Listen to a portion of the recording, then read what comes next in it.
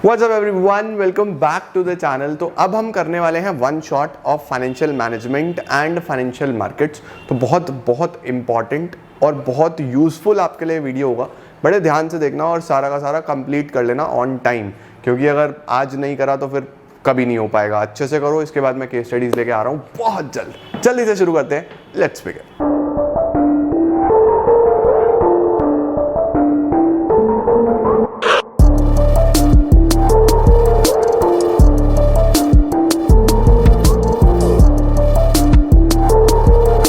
देखो, ये चैप्टर तुम्हारी जिंदगी में बहुत काम आएगा, तो मैं इस चैप्टर में थोड़ा स्लो चलूंगा, क्योंकि मुझे चाहिए कि तुम्हें एक एक कॉन्सेप्ट क्लियर हो जाए और तुम्हारे माइंड में सेट रहे। ठीक है, तो देखो, दो शब्दों से मिलके बना है फाइनेंशियल और मैनेजमेंट। मैनेजमेंट आपने टर्म 1 में बहुत पढ़ा है। पूरा टर्म 1 में आपने मैनेजमेंट की बात करी है। मैनेजमेंट क्या है, बिजनेस एनवायरनमेंट क्या है, प्रिंसिपल्स ऑफ मैनेजमेंट क्या है, उसके बाद प्लानिंग क्या है। काफी आपने अच्छे से मैनेजमेंट को डिस्कस करा है।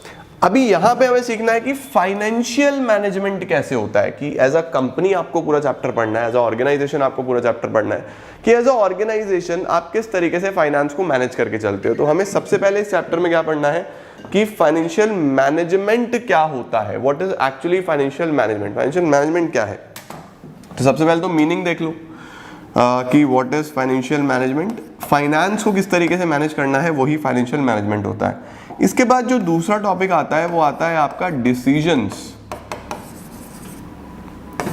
यहां मीनिंग में हम मीनिंग, इंपॉर्टेंस, फीचर्स वो सब कवर करते हैं। ठीक है, डिसीजंस क्या होता है सर? आप इस चैप्टर में 3 डिसीजंस पढ़ोगे कि अगर हम बात करें किसी भी कंपनी की, तो जब भी वो कंपनी को अगर काम करना है तो पैसा चाहिए।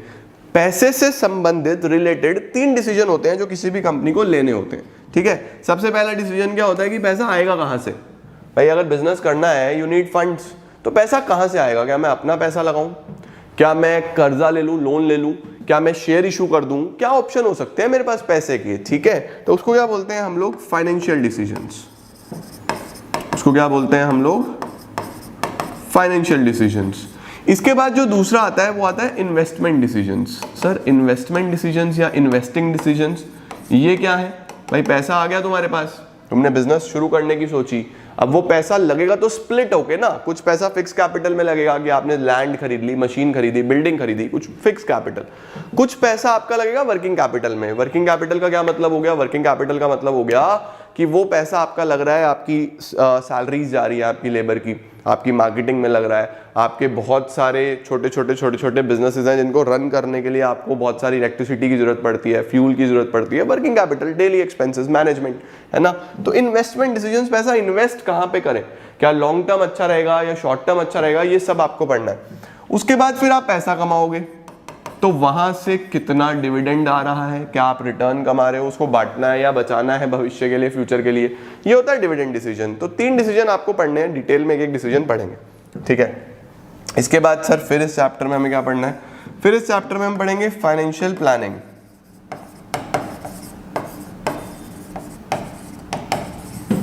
सर, फाइनेंशियल प्लानिंग क्या है? भाई, प्लानिंग भी तो पढ़ा था ना, प्लानिंग, एडवांस में सोचना। तो इन तीनों ही चीजों के बारे में एडवांस में सोचना कि कितना पैसा चाहिए, कहां से आएगा, कहां पे लगाऊंगा, किस प्रकार से बिजनेस चलाऊंगा। फाइनेंस की प्लानिंग करना क्यों इंपॉर्टेंट है, why is financial planning important, ये सब हम इस टॉपिक में पढ़ें, फाइनेंशियल प्लानिंग। ठीक है, फाइनेंशियल प्लानिंग के बाद सर क्या पढ़ना है इस चैप्टर में? फाइनेंशियल प्लानिंग के बाद इसमें पढ़ना है कैपिटल स्ट्रक्चर। बहुत इंपॉर्टेंट, सावधान इंडिया सवाल तुम्हारे एग्जाम में पक्का आ रहा होगा। वेरी वेरी इंपॉर्टेंट, मतलब ये तो सबसे इंपॉर्टेंट है। सर, कैपिटल स्ट्रक्चर का मतलब क्या है? सावधान इंडिया लिख लेना इसके ऊपर, सावधान इंडिया सवाल। कैपिटल स्ट्रक्चर का मतलब क्या है? देखो, कैपिटल स्ट्रक्चर का मतलब होता है कि मेरी ऑर्गेनाइजेशन में जो मैंने कैपिटल ली है, चाहे वो अपने पैसे से लगाई हो, चाहे वो कर्जा लिया हो, तो उसका क्या स्प्लिट होना चाहिए। कितना पैसा मैं खुद लगाऊं, यानी कि कितना इक्विटी हो, या कितना पैसा मैं कर्जा लूं, कितना डेट हो। ऑप्शन तो 2 ही है, या इक्विटी या डेट, या अपना पैसा लगाओगे, कर्जा लोगे। तो उसका क्या मिक्सअप होना चाहिए, कितना % इक्विटी होना चाहिए, कितना % डेट होना चाहिए, या क्या पूरा इक्विटी भी हो सकता है या पूरा डेट भी हो सकता है, कैसे बिजनेस चलेगा। तो ये जो मिक्सअप है ना, ये जो एक रेशो है डेट और इक्विटी का, इसी को हम कैपिटल स्ट्रक्चर बोलते हैं। ठीक है सर, कैपिटल स्ट्रक्चर के बाद हम क्या पढ़ने वाले हैं? कैपिटल स्ट्रक्चर के बाद हम एक टॉपिक और पढ़ेंगे लास्ट में, वो है कि वर्किंग कैपिटल और fixed capital.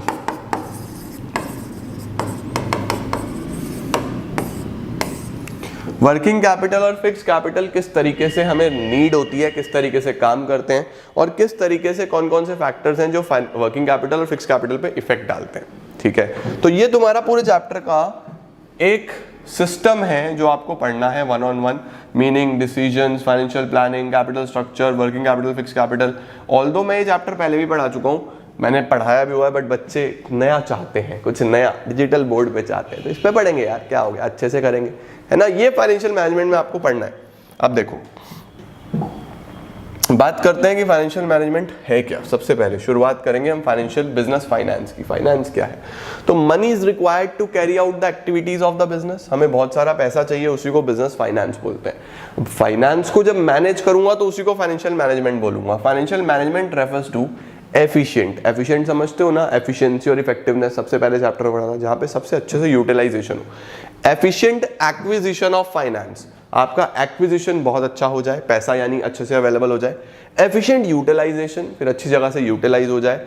And efficient distribution, फिर प्रॉपर्ली जितना भी पैसा कमाया, सरप्लस जो भी कमाया, वो डिस्ट्रीब्यूट हो जाए। तो तीन चीजें, सबसे पहले एक्विजिशन अच्छे से हो जाए, फिर इन्वेस्टमेंट अच्छे से हो जाए, यानी यूटिलाइजेशन अच्छे से हो जाए, और फिर जो पैसा कमाया उसका डिस्ट्रीब्यूशन प्रॉपर वे में हो जाए, कि कुछ बचा ले फ्यूचर के लिए, कुछ उड़ा दे। उड़ा दे मतलब बिजनेस पे लगा दे, है ना। अच्छा जी, in other words it is concerned with flow of funds and involves decisions. Fund से रिलेटेड है और तीन डिसीजंस आ जाते हैं, पैसा आएगा कहां से, कहां लगेगा और किस तरीके से डिस्ट्रीब्यूट करना है।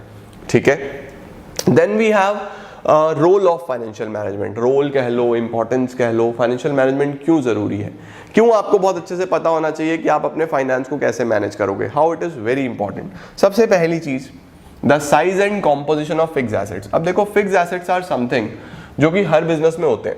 अगर मुझे पढ़ाना है तो मेरे पास ये कैमरा भी मेरे लिए एक फिक्स एसेट है, काफी सालों से चल रहा है। ये बोर्ड भी मेरे लिए एक फिक्स एसेट है ना। लेकिन इनमें पैसा बहुत लगता है, बहुत पैसा लगता है। मैं इन्हें रेंट पे भी ले सकता था अगर मुझे मिल जाते आसानी से, बट नहीं मिला। बट पैसा लगता है। ऐसे ही किसी कंपनी में, एक ऑर्गेनाइजेशन में फिक्स एसेट्स पे बहुत पैसा लगता है। तो आपको ये मैनेजमेंट करना है कि कितना पैसा डालना है फिक्स एसेट्स में, कौन सा आपको लीज पे मिल सकता है, रेंट पे मिल सकता है। तो आपको पता होना चाहिए कि कितना साइज और क्या कॉम्पोजिशन आपके फिक्स एसेट्स का होना चाहिए, है ना। Size and composition depends directly on investment decisions, कि कितना पैसा कंपनी इन्वेस्ट करेगी फिक्स एसेट्स में, कितना वर्किंग यानी करंट एसेट्स में, किस हिसाब से सारा चलेगा। उसके बाद amount and composition of current assets. Fix assets का हिसाब किताब देख लिया, अब करंट एसेट्स का हिसाब किताब देखो। सर करंट एसेट्स कौन कौन से? करंट एसेट्स जो आपके रेगुलर वर्किंग कैपिटल, जो आपको बिजनेस चलाने के लिए पैसा चाहिए, है ना। तो the amount of current assets and it division in cash, कितना बिल्स रिसीवेबल, कितने inventory, also depends on financial decisions. ठीक है, अच्छा जी। Amount of long term and short term financing, आप कितना पैसा लॉन्ग टर्म के लिए उठाओगे, कितना पैसा शॉर्ट टर्म के लिए उठाओगे, ये भी एक बहुत इंपॉर्टेंट रोल प्ले करेगा फाइनेंशियल मैनेजमेंट। जितनी अच्छी मैनेजमेंट होगी ना आपकी, उतने अच्छे आपके फिक्स एसेट्स में एलोकेशन होगा, उतने अच्छे करंट एसेट्स में एलोकेशन होगा, उतने अच्छे से आपको पता होगा कि कितना लॉन्ग टर्म के लिए पैसा लेना है, कितना शॉर्ट टर्म के लिए लेना है ना। क्या लिखा है? Amount to be raised for long term as well as for short term depends on financial management and organisation. The firms which have the policy of liquidation prefers to have more of long-term finance, although with that profit will decrease as company has to pay more interest on long-term debts as compared to short-term debts. यानी कि कुछ companies ऐसी होती हैं जिनकी policies इस प्रकार की होती है कि इतने टाइम के बाद वो लिक्विडेट होंगी, 15 साल, 20 साल, 25 साल बाद। ऑल्दो गोइंग कंसर्न कॉन्सेप्ट, कोई भी ये नहीं चाहता कि कंपनी लिक्विडेट हो, कंपनी चलती रहे, बट कुछ पॉलिसीज होती हैं। तो उस सिनेरियो में वो कंपनी यूजुअली लॉन्ग टर्म के लिए फाइनेंस लेती हैं कि 15 साल के लिए ले लो, बस इतना ही हमने काम करना है। तो उनको काफ़ी एक्सपेंसिव भी पड़ता है, इंटरेस्ट रेट भी काफ़ी हाई है और काफ़ी समय तक वो कर्जे में डूबी रहती हैं। तो डिपेंडिंग ऑन योर पॉलिसी आपको ये भी पता होना चाहिए कि कितना आपको लॉन्ग टर्म डेट्स लेने हैं, कितने शॉर्ट टर्म लेने हैं, किस हिसाब से आप काम करोगे। नेक्स्ट, डेट इक्विटी रेशियो पता होना चाहिए आपको, वही कितना डेट और कितना इक्विटी, और आपका प्रॉफिट एंड लॉस में कितनी आइटम्स हैं। यानी कि अगर आप डेट लोगे तो आपका इंटरेस्ट एक्सपेंस बढ़ेगा, है ना। तो प्रॉफिट एंड लॉस के डेबिट में वो इंटरेस्ट रिफ्लेक्ट होगा, फिक्स्ड खर्चा है। जबकि आप शेयर इशू करोगे तो आपको डिविडेंड देना है, वो आपको आउट ऑफ प्रॉफिट देना है। प्रॉफिट होगा तो वो आपके P&L के डेबिट में कहीं रिफ्लेक्ट नहीं कर रहा। तो यहाँ पे आपको ये देखना है कि मेरे प्रॉफिट एंड लॉस पे कौन सी चीज इफेक्ट डाल रही है, कौन सी चीज इफेक्ट नहीं डाल रही। ये भी आपको पता होना चाहिए कि जितनी भी आइटम्स आपके P&L में है, क्या उस पर इंपैक्ट आ रहा है। क्या इंटरेस्ट मेरे P&L के डेबिट में जा रहा है? जी बिल्कुल जा रहा है, खर्चा है। तो कितना कर्जा लूं, कितना इक्विटी में जाऊं, ये सब चीजें भी एक फाइनेंशियल मैनेजमेंट का जरूरी रोल है। फाइनेंशियल मैनेजमेंट करते क्यों है, why, what are the objectives of financial management. याद रखना एक बेसिक ऑब्जेक्टिव है कि मेरे जो ऑनर्स हैं, ऑनर्स कौन है, जो पैसा लगा रहे हैं, शेयर होल्डर्स, उनकी वेल्थ मैक्सिमाइज हो जाए। ऑब्जेक्टिव यही है कि उन्हें ऐसा ना फील हो कि यार नुकसान हो गया, पैसा डूब गया। तो बेसिक और major objective of financial management is to maximise the wealth of share holders. ये याद रखना, यही एक मेजर ऑब्जेक्टिव है, to maximise the wealth of share holders. Financial manager must take decisions which will ultimately prove beneficial from the point of view of shareholders। उन्हें फायदा होना चाहिए, ठीक है। अच्छा जी, कितने प्रकार के डिसीजंस होते हैं, मैंने आपको बताया 3 प्रकार के डिसीजंस लेने पड़ते हैं कि पैसा कहाँ से आएगा, फाइनेंशियल डिसीजंस या फाइनेंसिंग डिसीजंस, डेट से या इक्विटी से, कहाँ लगेगा, investment decisions, capital budgeting long term को बोलते हैं, शॉर्ट टर्म को वर्किंग कैपिटल बोलते हैं कि लॉन्ग टर्म में इन्वेस्ट करूं या शॉर्ट टर्म में इन्वेस्ट करूं। डिविडेंड डिसीजन, जब पैसा आ जाएगा तो कितना प्रॉफिट के तौर पे बांट दूं और कितना बचा लूं। शुरुआत करेंगे आज फाइनेंशियल डिसीजंस के साथ। और भाई अगर कोई भी कंपनी होगी, उस कंपनी को 3 चीजों पे सोचना पड़ेगा। सर कौन सी 3 चीजों पे सोचना पड़ेगा? सबसे पहले पैसा कहां से आएगा यार, बिजनेस चलाना है तो पैसा चाहिए ना। पैसा आएगा कहां से? पैसा आ गया, अब उसको कहां लगाऊं? फिक्स कैपिटल पे लगाऊं या वर्किंग कैपिटल में लगाऊं, लॉन्ग टर्म में लगाऊं या शॉर्ट टर्म में लगाऊं, उससे फर्नीचर खरीदूं या लेबर बढ़ाऊं, उसकी सैलरी दूं। तो बहुत सारे डिसीजंस हैं। अब इस सब ने आपने सही डिसीजन ले लिया, पैसा कमाया, अब उसको प्रॉफिट को कितना बांटना है और कितना सेव करना है फ्यूचर के लिए, ये 3 डिसीजन है, ठीक है। सबसे पहला डिसीजन हम पढ़ते हैं, कौन सा वाला डिसीजन पढ़े? सबसे पहले हम यही पढ़ लेते हैं, चलो, इन्वेस्टमेंट डिसीजन।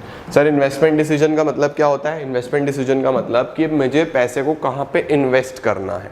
मेरे पास जो पैसा है मैं उस पैसे को कहाँ लगाऊं? क्या मैं उस पैसे को लॉन्ग टर्म एसेट्स में लगा दूं, उसको फिक्स कैपिटल बोलते हैं। क्या मैं उस पैसे को शॉर्ट टर्म में इन्वेस्ट कर दूं, उसको वर्किंग कैपिटल बोलते हैं, ठीक है। तो क्या है, where to invest. This decision relates to careful selection of assets in which funds will be invested. Investment decision can be long term or short term. A firm has to select the most appropriate investment option out of the various options. The most appropriate option will bring maximum benefits to the firm. बिल्कुल सही बात है। The firm invests its funds in acquiring fixed assets as well as current assets, ठीक है। When decision regarding fixed assets is taken, very important, जब decision regarding fixed assets is taken, it is called capital budgeting decision। इसको क्या बोलते हैं? capital budgeting decision। इसके बाद the size of the assets, कम, छोटे, बड़े, profitability, कितना प्रॉफिट होगा, competitiveness, मेरे कॉम्पिटिटर के पास क्या है, ये सब फैक्टर्स इन्वॉल्व है जब हमें कैपिटल बजटिंग में यानी लॉन्ग टर्म में पैसा लगाना होता है, ठीक है।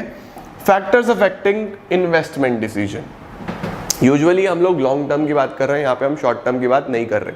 तो आपको ये समझना है कि अगर आप लॉन्ग टर्म के लिए इन्वेस्ट कर रहे हो फिक्स एसेट्स में, तो उसमें क्या क्या चीज़ें सोचनी है, क्या क्या चीज़ें आपके माइंड में आनी चाहिए। सबसे पहली चीज़ कैश फ्लो।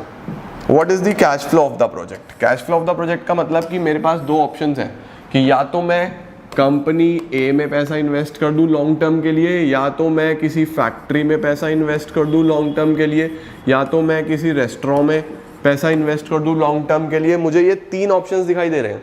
मैं तीनों में से चेक करूंगा कि कैश किस में जनरेट होता है, इनफ्लो ऑफ कैश किस में ज़्यादा है, क्योंकि पैसा फंसा दिया फिर क्या मज़ा आएगा।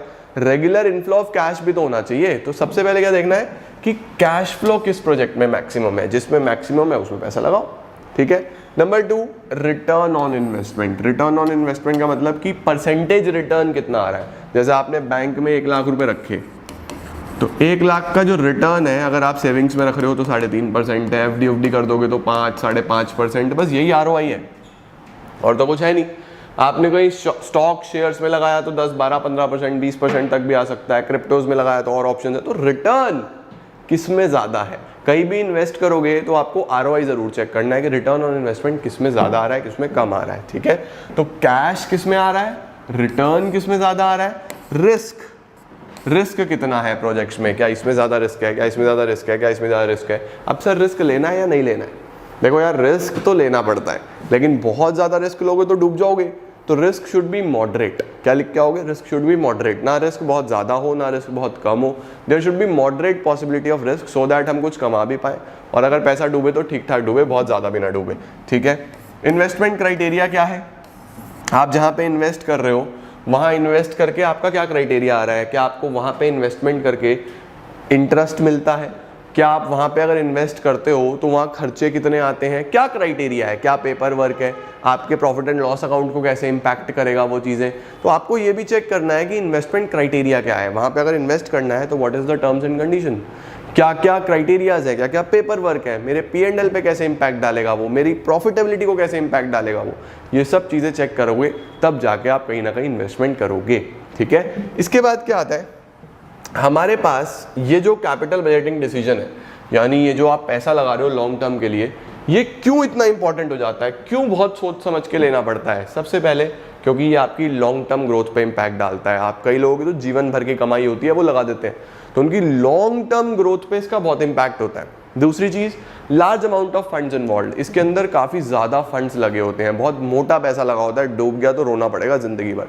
तीसरी चीज, रिस्क, काफी रिस्की होता है, ऑब्वियस सी बात है कि आप इतना पैसा लगाओगे तो रिस्की तो होगा ही, तो बहुत सोच समझ के करना है। चौथी चीज, इर्रिवर्सिबल डिसीजन, आपने एक बार पैसा लगा दिया तो दैट इज इर्रिवर्सिबल, वो वापस नहीं होगा जल्दी से, हो सकता है लॉसेस में ही वापस हो। तो these types of decisions are irreversible decisions, तो बहुत सोच समझ के देख के चालाकी से लेने पड़ते हैं। ठीक है, इसीलिए ये इंपॉर्टेंट होता है। तो दिस वाज ऑल अबाउट कौन सा डिसीजन, कैपिटल बजटिंग डिसीजन। ये याद करना है तो याद कर लेना, क्राई।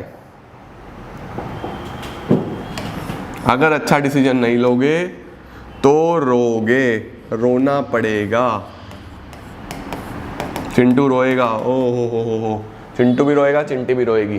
तो क्राई, 4 फैक्टर्स याद करने का मेमोरी टेक्निक। ओके, चलो अब बात कर लेते हैं सर दूसरा डिसीजन। दूसरा डिसीजन कौन सा होता है, फाइनेंसिंग। फाइनेंसिंग डिसीजन ये बोलता है कि सर पैसा कहाँ से आएगा, इन्वेस्ट तो कर दूंगा, पैसा आएगा कहाँ से, क्या मैं जनता से लूँ शेयर की फॉर्म में, या डिबेंचर की फॉर्म में, या मैं बैंक से लोन लूँ, बहुत सारे ऑप्शंस है ना। तो मैं इक्विटी यानी ऑनर्स फंड्स रेज करूँ या डेट यानी बोरोड फंड्स रेज करूं। तो हमारे पास 2 तरीके होते हैं, या तो ऑनर्स फंड्स या बोरोड फंड्स। ठीक है, अब यहाँ पे फाइनेंसिंग डिसीजन ये बोलता है कि कितना क्वांटिटी में पैसा लेना है और कौन कौन से सोर्सेज से लेना है। ठीक है, the second most important decision which a finance manager is to take is deciding source of finance. A company can raise finance from various sources, but वो सोर्सेज 2 कैटेगरीज में डिवाइडेड है। नंबर 1 ऑनर्स फंड्स, जिसमें कि share capital, equity shares, preference shares और retained earnings. Retained earnings मतलब आपकी savings, या फिर बोरोड फंड्स, आप डिबेंचर, बैंक लोन, बॉन्ड, कहीं से भी पैसा बोरो कर सकते हो। Okay, deciding how much to raise from which source is a concern of financing decision. क्या मैं सिर्फ इक्विटी करूं, क्या मैं सिर्फ डेट करूं, क्या मैं दोनों करूं, ये इस पर्टिकुलर डिसीजन में आता है। ओके, अब the borrowed funds involve risk, whereas owners funds में कोई ऐसा रिस्क नहीं है। बट याद रखना, क्या सर याद रखना है, चाहे अपनी कॉपीज में नोट डाउन भी कर लेना, जो हमारे ऑनर्स फंड्स होते हैं ये कॉस्टली होते हैं, रिस्क कम होता है कंपनी के पॉइंट ऑफ व्यू से। रिस्क कम क्यों होता है, क्योंकि फिक्स डिविडेंड तो देना नहीं है, प्रॉफिट होगा तो देना है, नहीं तो नहीं देना है ना। लेकिन जो बोरोड फंड्स होते हैं, पैसा बोरो कर रहे हो तो इनका जो कॉस्ट है वो कम होता है, लेकिन रिस्क जो है वो ज़्यादा होता है। तो आपको एक अच्छा बैलेंस बनाना है कि मैं कॉस्ट की तरफ जाऊँ, रिस्क की तरफ जाऊँ, या दोनों को कैसे मेंटेन करूँ। ठीक है, अब आता है मेरे पास, ये नोट डाउन कर लो, स्क्रीनशॉट ले लो, कौन कौन से फैक्टर्स हैं जो फाइनेंसिंग डिसीजन पे इम्पैक्ट डालते हैं। सर 7 फैक्टर हैं, 7 फैक्टर्स हैं जो आपके फाइनेंसिस पे इम्पैक्ट डालते हैं। सबसे पहला आता है कॉस्ट। सबसे पहला फैक्टर कौन सा आता है, कॉस्ट। सर कॉस्ट का क्या मतलब होता है, कॉस्ट का मतलब होता है कि आप चाहे इक्विटी में जा रहे हो चाहे डेट में जा रहे हो, तो ओवरऑल कॉस्ट कितना आ रहा है। अगर आप डेट में जा रहे हो तो आपको इंटरेस्ट कितना देना पड़ेगा, अगर आप इक्विटी में जा रहे हो तो आप किस प्रकार से डिविडेंड दोगे, किस प्रकार से फ्लोटेशन कॉस्ट कंसिडर करोगे। Flotation cost is cost of issue, although उसका एक अलग से पॉइंट है, बट हम यहाँ पे टोटल कॉस्ट की बात कर रहे हैं कि अगर आप एक मैच भी बना रहे हो, एक मिक्स भी बना रहे हो डेट और इक्विटी का, तो what are the cost you have to incurred. ठीक है, तो आपको सबसे पहले अपनी कॉस्ट का ध्यान रखना है कि जिस भी सोर्स में आपकी कम से कम कॉस्ट आ रही हो, गो फॉर दैट। एक ऐसा बैलेंस बनाओ जिसमें कॉस्ट मैनेजेबल हो।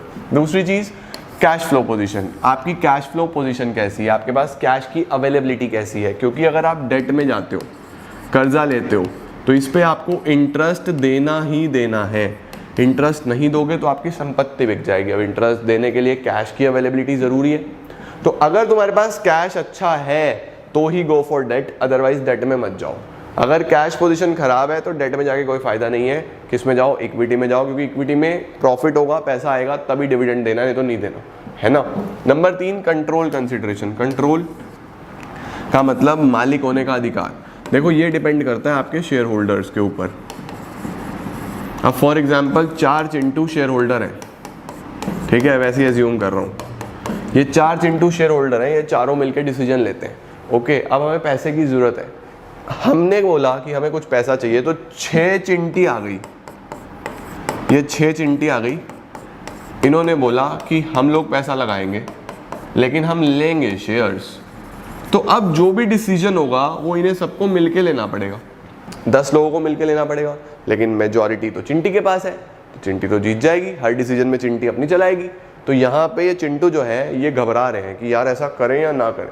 तो चिंटू ने बोला हम तो शेयर इशू करते नहीं, हम तो आपको डिबेंचर इशू कर सकते हैं। डिबेंचर में क्या होता है ना, डिबेंचर में आपको वोटिंग राइट नहीं होते, यानी आप मालिक नहीं बनते, तो आप कर्जा ले लो, है ना। चिंटू बोलता है आप हमें डेट दे दो, हम आपको ओनर नहीं बनाएंगे, डिसीजन हम खुद लेंगे भाई, आपका पैसा वापस दे देंगे रेट ऑफ इंटरेस्ट के साथ। तो अब आपको यहाँ पे देखना है कि आप कंट्रोल बांटना चाहते हो या नहीं बांटना चाहते हो। अगर चिंटू को कोई प्रॉब्लम नहीं है तो शेयर इशू कर देगा, बोलेगा ठीक है कोई बात नहीं, चिंटी डिसीजन ले लेगी, होगा तो मेजॉरिटी सही ना। लेकिन अगर उसको प्रॉब्लम है, वो बोलेगी नहीं भाई नहीं, सिर्फ मैं डिसीजन लेना चाहता हूँ, मैं नहीं चाहता कि मेरा कंट्रोल बटे, तो फिर डेट में जाओ, ठीक है। तो अगर कंट्रोल डाइल्यूट करने में you are having no issues तो फिर go for equity. If you are having issues while diluting the control तो गो फॉर डेट, ठीक है। डाइल्यूटिंग का मतलब कम करना। Flotation cost, cost of issue, आप चेक करो कि कॉस्ट ऑफ इशू शेयर्स और डिबेंचर्स की कितनी आ रही है, और अगर बैंक से लोन लेते हैं तो कितनी आती है। तो कॉस्ट ऑफ इशू चेक कर लो। यूजुअली शेयर्स और डिबेंचर्स में कॉस्ट ऑफ इशू ज़्यादा आती है, तो अगर आपको बहुत ज़्यादा इंटरेस्ट नहीं है शेयर वगैरह इशू करने में तो बैंक लोन ले सकते हो, अच्छा ऑप्शन है, ठीक है। इसके बाद फिक्स्ड ऑपरेटिंग कॉस्ट, यानी कि आपके ऊपर फिक्स्ड बर्डन पहले से कितना है।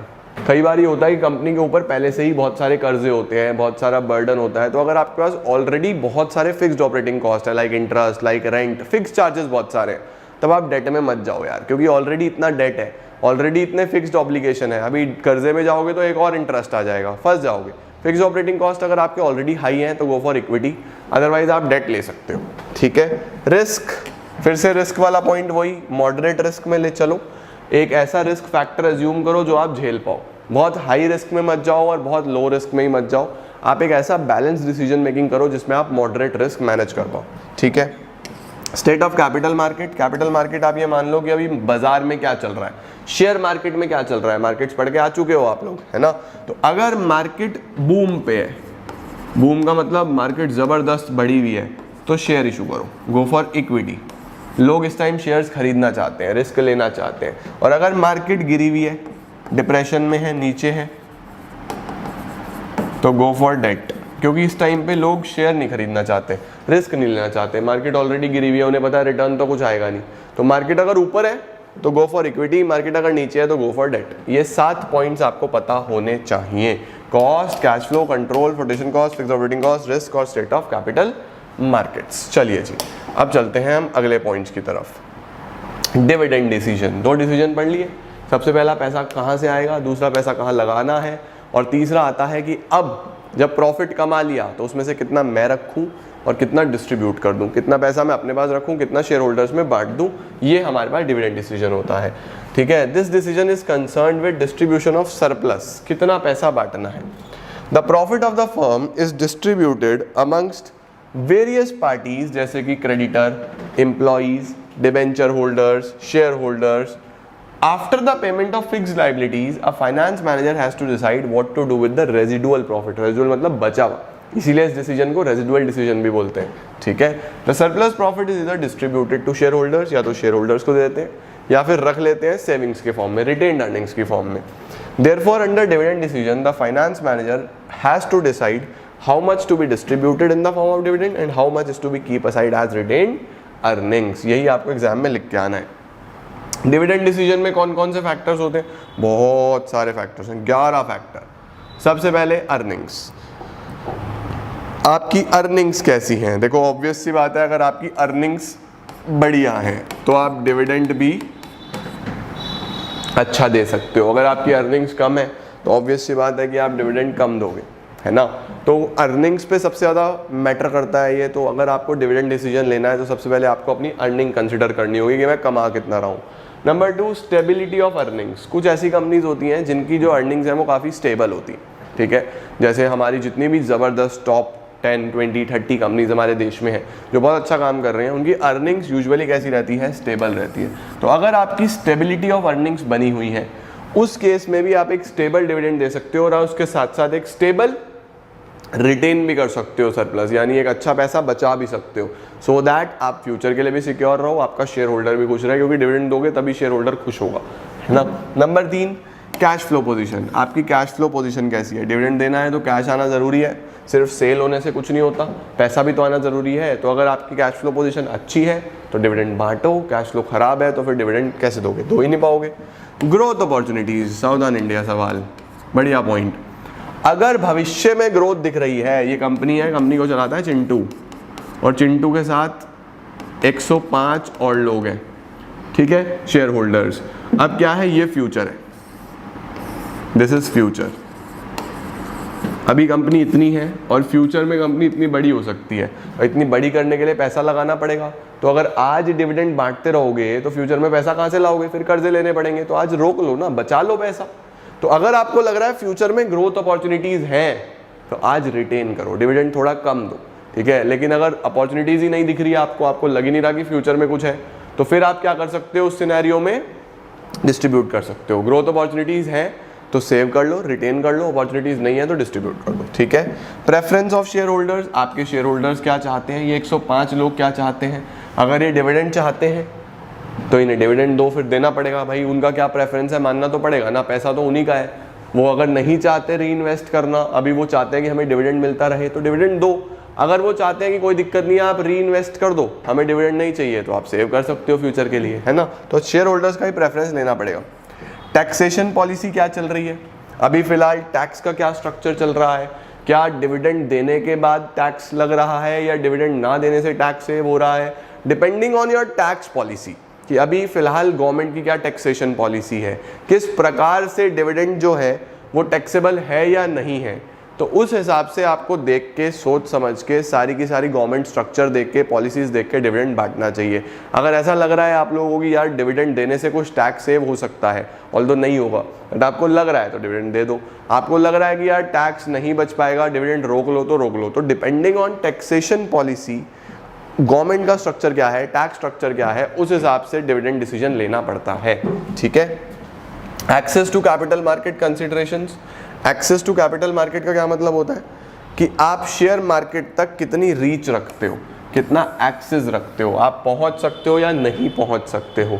अगर आपका रीच है कैपिटल मार्केट्स तक, आसानी से आप पैसा अरेंज कर सकते हो, तो डिविडेंड दे दो ना यार, क्यों रोक रहे हो, क्यों सेव कर रहे हो। जब आप मार्केट से पैसा रेज कर सकते हो तो आप लोगों को डिविडेंड क्यों रोक रहे हो, उन्हें डिविडेंड दो। If you have good access तो डिविडेंड दो, एक्सेस नहीं है, रीच नहीं है तो सेविंग कर लो, ठीक है। लीगल कॉन्स्ट्रेंट्स, लीगल रिस्ट्रिक्शंस, ये दो चीज़ें होती हैं देखो, एक तो लीगल रिस्ट्रिक्शंस और एक होती है कॉन्ट्रैक्चुअल कॉन्स्ट्रेंट्स।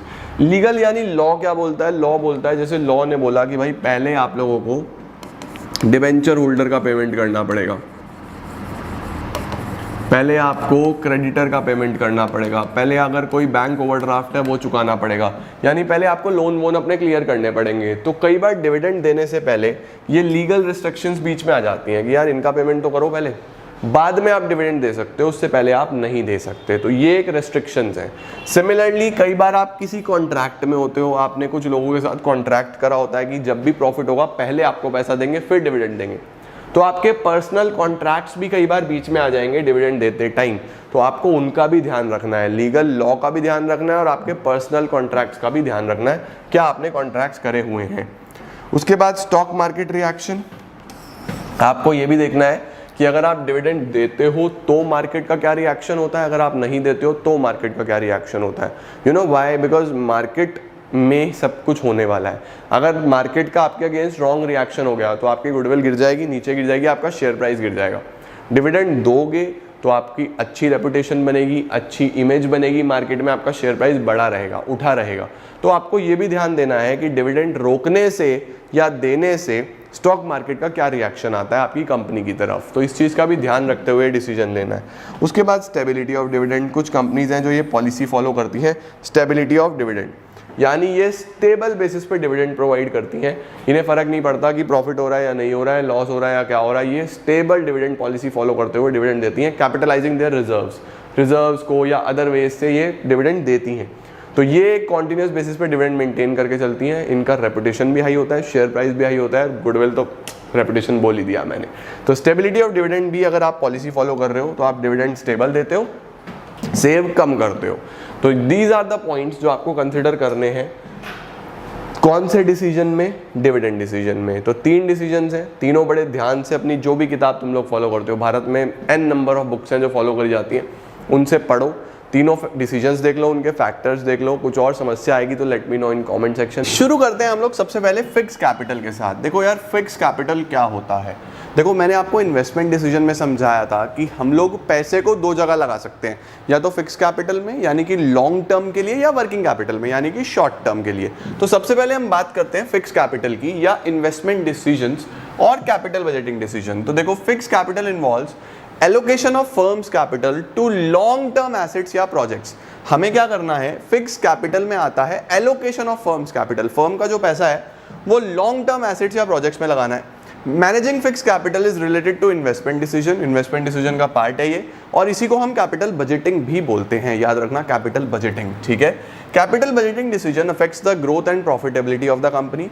डिसीजन इंक्लूड्स जमीन खरीदनी, बिल्डिंग खरीदनी, प्लांट मशीनरी खरीदनी, टेक्नोलॉजी चेंज करना, एडवर्टीजमेंट, कैंपेन पूरा का पूरा, बड़ा खर्चा है ये कैंपेन, एक एडवर्टीजमेंट नहीं है। उसके बाद रिसर्च, R&D, ETC। अब कौन कौन से फैक्टर्स हैं जो आपके फिक्स कैपिटल पे प्रभाव डालते हैं, मतलब कि आपको कितना पैसा चाहिए होगा, कम चाहिए, ज़्यादा चाहिए, कौन सी चीज़ों से पता लगेगा। सबसे पहले नेचर ऑफ द बिजनेस, आपका काम किस तरीके का है। अब सपोज आप मैन्युफैक्चरर हो, आप गुड्स मैन्युफैक्चर करते हो, तो आप सोचो कि आपको बड़ी बड़ी मशीनें लगानी पड़ेंगी, कि आपको मशीन खरीदनी है, आपको बहुत बड़ी ज़मीन चाहिए होगी, फैक्ट्री के लिए लैंड चाहिए होगी, तो आपको फिक्स कैपिटल ज़्यादा चाहिए। बट अगर आप एक सर्विस प्रोवाइडर हो, आप बस सर्विसेज देते हो, तो आपको इनिशियली तो ज़रूरत पड़ेगी थोड़ी बहुत। अगर आप छोटे मोटे, अगर आप डॉक्टर हो तो आपको एक छोटा सा क्लिनिक में भी काम चल सकता है, बहुत बड़ा हॉस्पिटल लेने की ज़रूरत नहीं है। धीरे धीरे जब आप बड़ा हॉस्पिटल बनाओगे तो ज़रूरत पड़ेगी। अब आप फॉर एग्जांपल कोई टैक्स का काम करते हो तो आपको बहुत बड़े ऑफिस की ज़रूरत नहीं है, आप घर से भी कर सकते हो। तो वहाँ पे थोड़ा सा फिक्स कैपिटल का रिक्वायरमेंट ये देख के पता चलता है कि आपका नेचर ऑफ बिजनेस क्या है, किस तरीके का काम करते हो आप, ठीक है। इसके बाद आता है हमारे पास स्केल ऑफ ऑपरेशन, आप किस स्केल पे काम कर रहे हो, स्मॉल स्केल पे काम कर रहे हो, मीडियम स्केल पे काम कर रहे हो, लार्ज स्केल पे काम कर रहे हो। तो जिस तरीके से आप काम कर रहे हो उस तरीके से फिक्स कैपिटल चाहिए। बड़े स्केल पे कर रहे हो तो बड़ा फिक्स कैपिटल, स्मॉल स्केल पे कर रहे हो तो small fix capital. Technique of production, आप कैसी टेक्निक यूज करते हो। 2 प्रकार की टेक्निक्स होती हैं, LIT, CIT, labour intensive technique, capital intensive technique. Obvious सी बात है, लेबर इंटेंसिव में ज़्यादा लेबर चाहिए और कैपिटल इंटेंसिव में ज़्यादा मशीनें चाहिए। तो जब ज़्यादा मशीनें चाहिए होंगी, ज़्यादा मशीन जब चाहिए होगी, तो उस सिनेरियो में आपके पास फिक्स कैपिटल रिक्वायरमेंट ज़्यादा होगा, बड़ा पैसा ज़्यादा चाहिए। मशीन कम चाहिए तो कम चाहिए। इसके बाद टेक्नोलॉजिकल अपग्रेडेशन। टेक्नोलॉजिकल अपग्रेडेशन का क्या मतलब होता है कि क्या आपकी टेक्नोलॉजी जल्दी जल्दी से अपग्रेड होती है, क्या आपकी टेक्नोलॉजी फटाफट अपग्रेड होती है। तो अगर आपकी टेक्नोलॉजी फटाफट अपग्रेड होती है, चेंज होती है बार बार, तो आपको फिक्स कैपिटल ज़्यादा चाहिए। नहीं होती तो फिक्स कैपिटल कम चाहिए। उसके बाद आता है ग्रोथ प्रोस्पेक्ट्स। आपके ग्रोथ प्रोस्पेक्ट्स क्या है, क्या आप ग्रोथ एम कर रहे हो। अगर आप ग्रोथ देख रहे हो, आप बिल्डिंग खरीदना चाहते हो और फ्लोर्स बनाना चाहते हो अपनी बिल्डिंग में, तो फिक्स कैपिटल ज़्यादा। ग्रोथ नहीं है तो फिक्स कैपिटल कम। डाइवर्सिफिकेशन, अगर आप नंबर ऑफ प्रोडक्ट्स बढ़ा रहे हो, if you are increasing the number of products, तो उस सिनेरियो में क्या हो सकता है कि अगर आप प्रोडक्ट्स बढ़ाओ कि 1 से 2, 2 से 4, 4 से 8 ऐसे प्रोडक्ट्स बढ़ा रहे हो, तो अगर आप प्रोडक्ट्स बढ़ा रहे हो उस सिनेरियो में, डाइवर्सिफिकेशन में, आपको फिक्स कैपिटल की रिक्वायरमेंट क्या होगी, फिक्स कैपिटल की रिक्वायरमेंट कैसी होगी, ज़्यादा होगी। कम वही रख रहे हो, लिमिटेड प्रोडक्ट्स रख रहे हो तो कम होगी। इसके बाद availability of finance and leasing facility. अगर आपको पैसा मिल जाए या लीज पे मिल जाए, रेंट पे मिल जाए चीज़, किस्तों में मिल जाए चीज़, अगर आपको रेंट पे मिलती है या इंस्टॉलमेंट्स में मिलती है, पैसा आसानी से अरेंज हो जाता है, तो फिक्स कैपिटल कम चाहिए। नहीं मिलती तो ज़्यादा चाहिए। लेवल ऑफ कोलैबोरेशन, अगर लोग मिल के कर लें, पहले मैं अकेला एक बिल्डिंग लेने की सोच रहा था, अब मेरे 4 दोस्तों ने, हमने मिल के ले ली, तो उस सिनेरियो में फिक्स कैपिटल रिक्वायरमेंट कम, ठीक है। 1 करोड़ की एक बिल्डिंग है, मैं अकेला ले रहा था, अभी 4 दोस्त ले रहे हैं तो 25-25 लाख, समझ गए। इस तरीके से फिक्स कैपिटल का रिक्वायरमेंट क्या हो जाएगा आपके पास, कम हो जाएगा अगर कोलैबोरेशन ज़्यादा हो रहे हैं। वर्किंग कैपिटल क्या है जी? What is working capital? Working capital होता है जो डे टू डे ऑपरेशंस के लिए पैसा चाहिए, लेबर को सैलरी देनी है, बिजली का बिल देना है, छोटा मोटा कोई काम करना है, इसके लिए वर्किंग कैपिटल चाहिए, right? Working capital, the capital required for smooth day to day operations of the business is called working capital. Working capital refers to excess of current assets over current liabilities. Working capital दो प्रकार के होते हैं यार, मैं आपको सीधा सीधा बताता हूँ, इस लाइन को आप यहाँ से समझना। एक ग्रॉस वर्किंग कैपिटल और एक net working capital. Gross working capital में क्या करना है, आपको सभी करंट एसेट्स को जोड़ देना है। करंट एसेट पता है ना, कैश, बैंक बैलेंस, आपके ड्राफ्ट, चेक्स, बीआर, ये सब आपके करंट एसेट्स हैं। उन सबके टोटल को बोलते हैं ग्रॉस वर्किंग कैपिटल। और अगर मैं उस वर्किंग कैपिटल ग्रॉस वाले में से करंट लायबिलिटी हटा दूं, CA minus CL, current assets minus current liabilities, accounts में ही पढ़ा है आपने, current assets minus current liabilities working capital. वो कौन सा वर्किंग कैपिटल होता है? नेट। अकाउंट्स में हम नेट लेते हैं, दैट इज वाई वहाँ पे हम CA माइनस CL करते हैं। लेकिन यहाँ पे आपको एग्जाम में दोनों लिख के आने होंगे कि वर्किंग कैपिटल दो हैं, ग्रॉस अलग, नेट अलग। ग्रॉस कौन सा है? ग्रॉस होता है हमारे पास सबसे पहले जिसके अंदर आप लोग सारे के सारे करंट एसेट्स कंसिडर करते हो, और नेट होता है जिसके अंदर आप current assets minus current liabilities करते हो, ठीक है? इसके बाद होता है हमारे पास factors affecting working capital. Working capital कितने, कौन कौन से फैक्टर्स हैं जो वर्किंग कैपिटल पे प्रभाव डालते हैं? Number 1, scale of operation. सबसे पहले होगा स्केल। आप वही कौन से स्केल पे काम कर रहे हो, आपका लार्ज स्केल है या मीडियम पे काम कर रहे हो? तो अगर बड़े स्केल पे काम कर रहे हो तो ज़्यादा वर्किंग कैपिटल, छोटे स्केल पे काम करो, यार देखो बड़े स्केल पे काम करोगे तो ज़्यादा लेबर चाहिए, ज़्यादा बिजली का बिल आएगा, तो वर्किंग कैपिटल भी ज़्यादा चाहिए। छोटे स्केल पे करोगे तो कम चाहिए। Then we have nature of the business. आपका नेचर ऑफ बिजनेस किस प्रकार का है? क्या आप इन्वेंट्री मेंटेन करते हो? देखो याद रखना, इन्वेंट्री का मतलब क्या है सर? इन्वेंट्री का मतलब होता है कि क्या आप कुछ स्टोरेज तो नहीं करते हो? जैसे सीजनल प्रोडक्ट्स होते हैं तो उनकी स्टोर करना पड़ता है सामान, स्टोर करोगे तो इन्वेंट्री कॉस्ट आएगा, खर्चा आएगा, तो वर्किंग कैपिटल ज़्यादा चाहिए। अगर आप स्टोर वोर नहीं करते हो तो वर्किंग कैपिटल कम चाहिए, ठीक है? तो याद रखेंगे कि आपका काम किस प्रकार का है। अब अगर आप मैन्युफैक्चरर हो, मैन्युफैक्चर करते हो, तो वहाँ पे फिक्स कैपिटल ज़्यादा चाहिए। अब आपको स्केल देखना पड़ेगा, लार्ज स्केल पे या स्मॉल स्केल पे, उस हिसाब से वर्किंग कैपिटल की ज़रूरत होगी, ठीक है? Then we have business cycle fluctuations. अगर बिजनेस बूम पे है, ज़बरदस्त तरीके से बिजनेस चल रहा है, बिजनेस साइकिल में होता है बिजनेस चल कैसा रहा है। अगर अच्छा चल रहा है तो आपकी ज़्यादा प्रोडक्शन हो रही होगी, ज़्यादा लेबर, ज़्यादा बिजली का बिल, ज़्यादा फ्यूल, तो वर्किंग कैपिटल ज़्यादा। बिजनेस गिरा हुआ है, डाउनफॉल पे है, डिप्रेशन में है, तो इतने ज़्यादा इनकी ज़रूरत नहीं है, तो वर्किंग कैपिटल भी कम। सीजनल फैक्टर्स, कुछ सीजनल प्रोडक्ट्स होते हैं, जैसे मैंने अभी आपको AC का बताया था, रेफ्रिजरेटर्स का बताया था, ये गर्मी में बिकते हैं लेकिन बनने शुरू हो जाते हैं सर्दी में, पूरी सर्दी ने स्टोर करना पड़ता है, तो पूरी सर्दी स्टोर करो, गर्मी में बिकेंगे ये, तो हम लोग क्या बोलते हैं, गर्मी में बिकेंगे, सर्दी में स्टोर करने पड़ेंगे ये, इन्वेंट्री कॉस्ट ज़्यादा आ जाएगा, मेंटेनेंस करना पड़ेगा स्टॉक, तो वहाँ पे वर्किंग कैपिटल ज़्यादा। अगर किसी चीज़ की इन्वेंट्री नहीं करनी ना आपने, स्टोरेज नहीं करनी, तो वर्किंग कैपिटल कम। इसके बाद क्रेडिट अलाउड और क्रेडिट अवेल्ड। क्या आप उधार बांटते हो? अलाउड, क्या आप उधार बांटते हो? फॉर एग्जाम्पल मैं इस रिमोट में डील करता हूँ, फॉर एग्जाम्पल ये रिमोट में डील करता हूँ और ये 100 रुपीज़ का है, मैं 100 का बेचता हूँ उधार में, मैं कहता हूँ दे देना जब पैसे होंगे। तो अब मेरे पास अगला प्रोडक्शन करने के लिए तो पैसे ही नहीं है, क्योंकि मैंने इसमें प्रोडक्शन करा और ये उधार में बेच दिया। तो अगर मैं उधार बांटता हूँ तो मुझे अपना पैसा और चाहिए ना, वर्किंग कैपिटल ज़्यादा। और अगर मैं कैश में बेचता हूँ तो इसे बेचते ही मेरे पास फिर पैसा आ गया, मैं फिर प्रोडक्शन कर सकता हूँ। तो अगर आप उधार बांटते हो तो आपको ज़्यादा पैसे की ज़रूरत है, वर्किंग कैपिटल ज़्यादा चाहिए। उधार नहीं बांटते हो तो वर्किंग कैपिटल कम। सिमिलरली क्रेडिट अवेल्ड, क्या आपको उधार मिलता है? अगर आपको आसानी से उधार मिल जाता है तो आपको अपना पैसा लगाने की क्या ज़रूरत है, वर्किंग कैपिटल कम। उधार नहीं मिलता तो वर्किंग कैपिटल ज़्यादा। ऑपरेटिंग एफिशिएंसी, आप अपने ऑपरेशंस में कितने एफिशिएंट हो। अगर आप बहुत एफिशिएंट हो तो आपकी कॉस्ट कम आएगी, वर्किंग कैपिटल कम। लेकिन अगर आप एफिशिएंट नहीं हो तो कॉस्ट ज़्यादा आएगी, वर्किंग कैपिटल भी ज़्यादा। अवेलेबिलिटी ऑफ रॉ मटेरियल, क्या आपको रॉ मटेरियल आसानी से अवेलेबल हो जाता है? अगर आसानी से अवेलेबल हो जाता है तो आपको बल्क में उठाने की ज़रूरत नहीं है, आपको आसानी से मिल जाता है, आप थोड़ा थोड़ा उठाओ, बेचते रहो, फिर उठाते रहो, बेचते रहो, फिर उठाते रहो, वर्किंग कैपिटल कम चाहिए। लेकिन अगर मिलता ही ना हो आसानी से, बहुत मुश्किल से मिलता हो वर्किंग कैपिटल, तो उस सिनेरियो में आप क्या बोलोगे कि हमें वर्किंग कैपिटल की रिक्वायरमेंट ज़्यादा होगी, क्योंकि रॉ मटेरियल मिलता नहीं है आसानी से। रॉ मटेरियल आसानी से नहीं मिलेगा तो वर्किंग कैपिटल ज़्यादा, मुझे एक साथ उठाना पड़ेगा।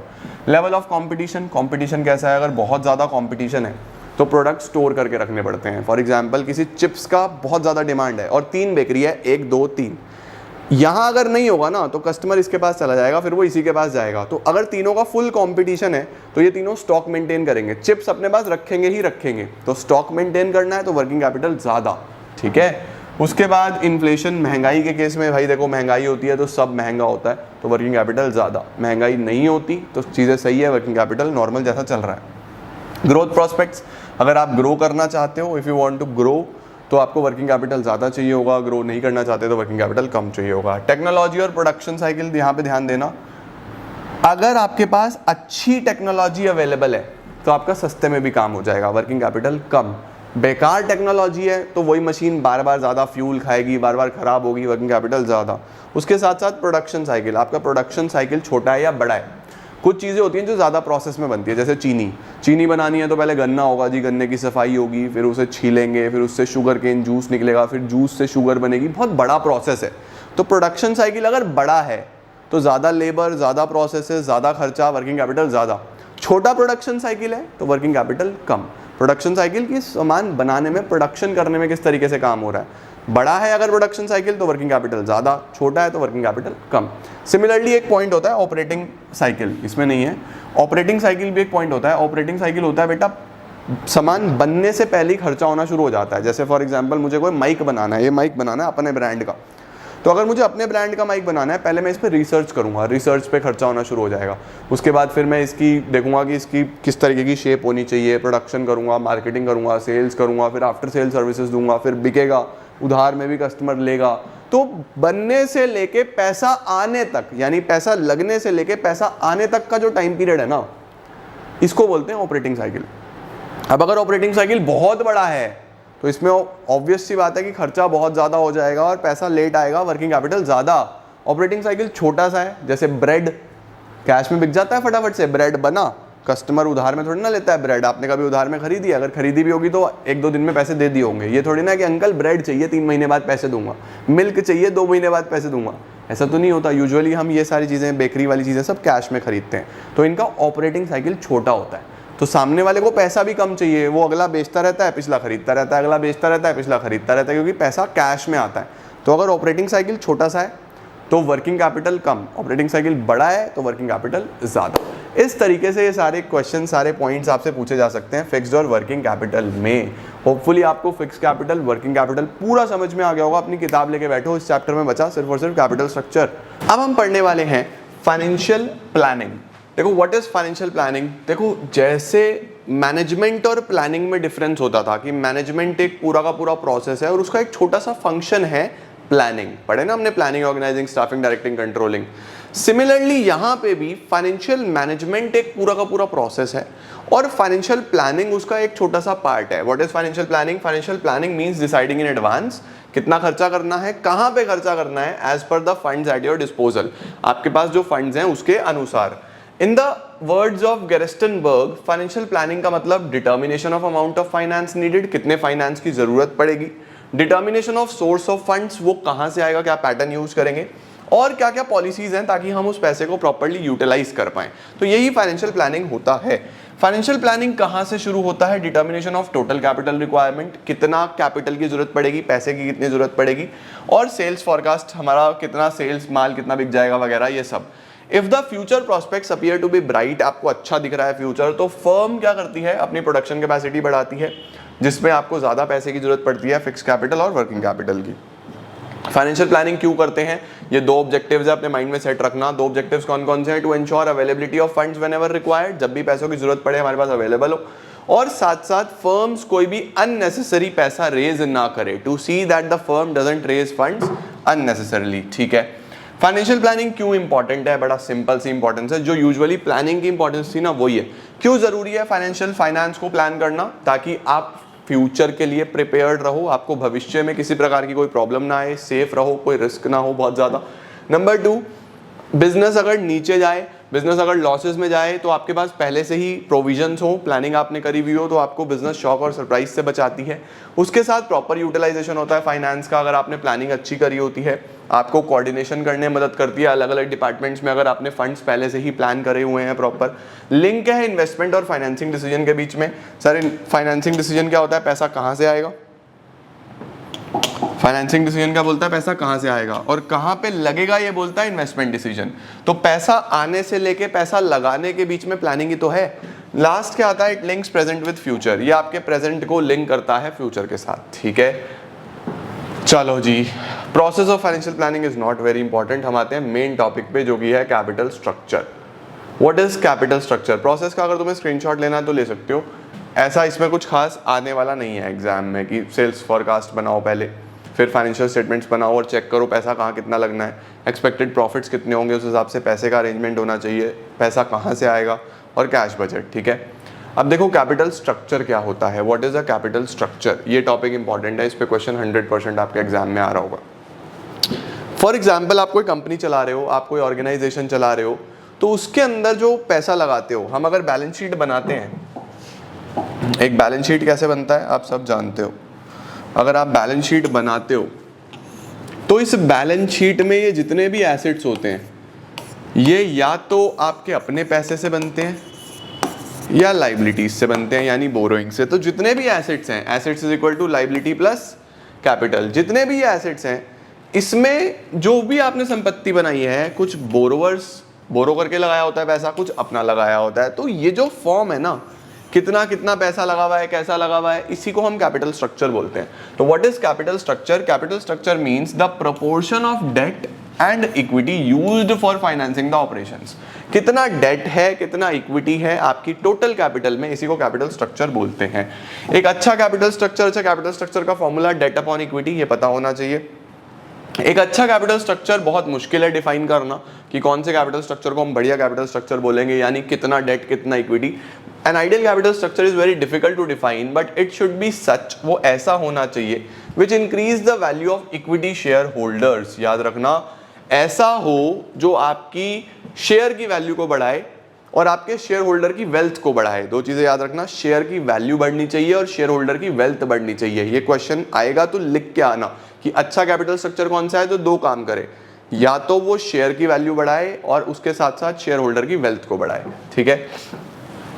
डेट और इक्विटी दो अलग अलग चीजें होती हैं। कॉस्ट और रिस्क में ऑब्वियसली डेट में खर्चा कम होता है लेकिन रिस्की होता है, इक्विटी में खर्चा ज्यादा होता है, रिस्क कम होता है कंपनी को, क्योंकि प्रॉफिट होगा तो ही डिविडेंड वगैरह देना है, नहीं तो नहीं देना। ओके, अब हमारे पास आ रहा है एक इंपॉर्टेंट टॉपिक जो कि है फाइनेंशियल लिवरेज। कैपिटल स्ट्रक्चर समझ में आ गया आप लोगों को कि कितना डेट होना चाहिए और कितना इक्विटी होना चाहिए।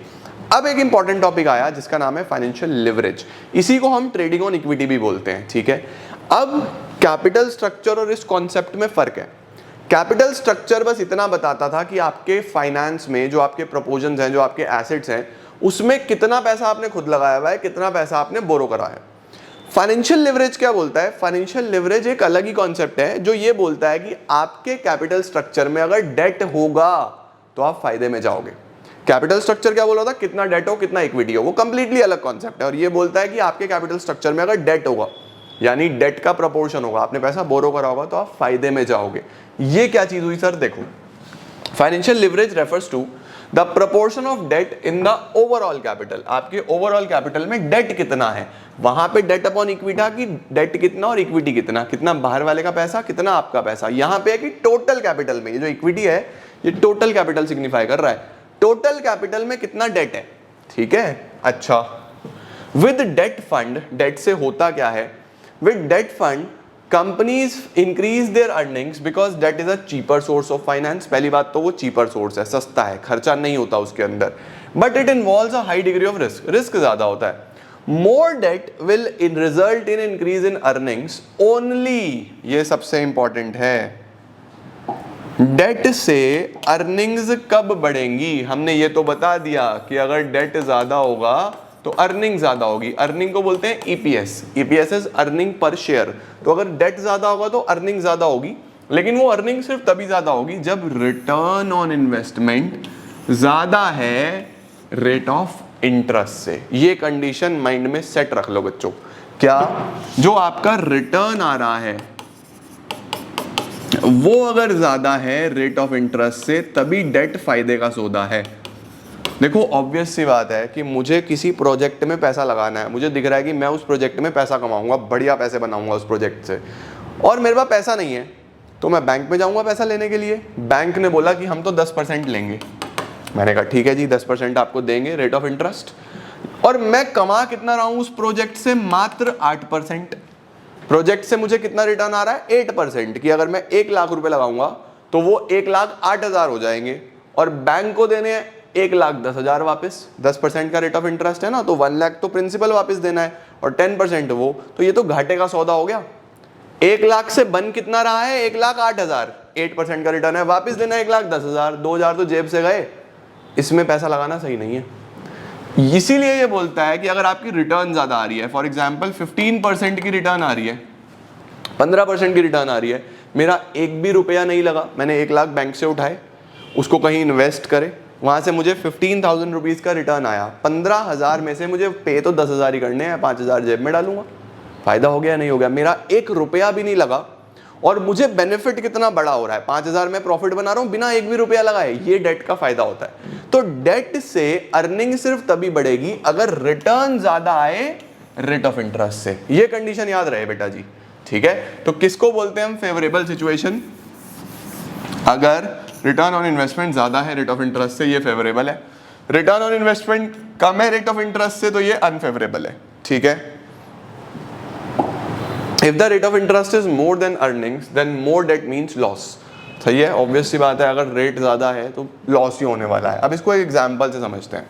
देखो हमने कुछ सिचुएशंस ली हैं। सर क्या सिचुएशंस हैं, ध्यान से देखो, छोटा करता हूँ थोड़ा सा ताकि एक ही जगह दिखा पाऊँ।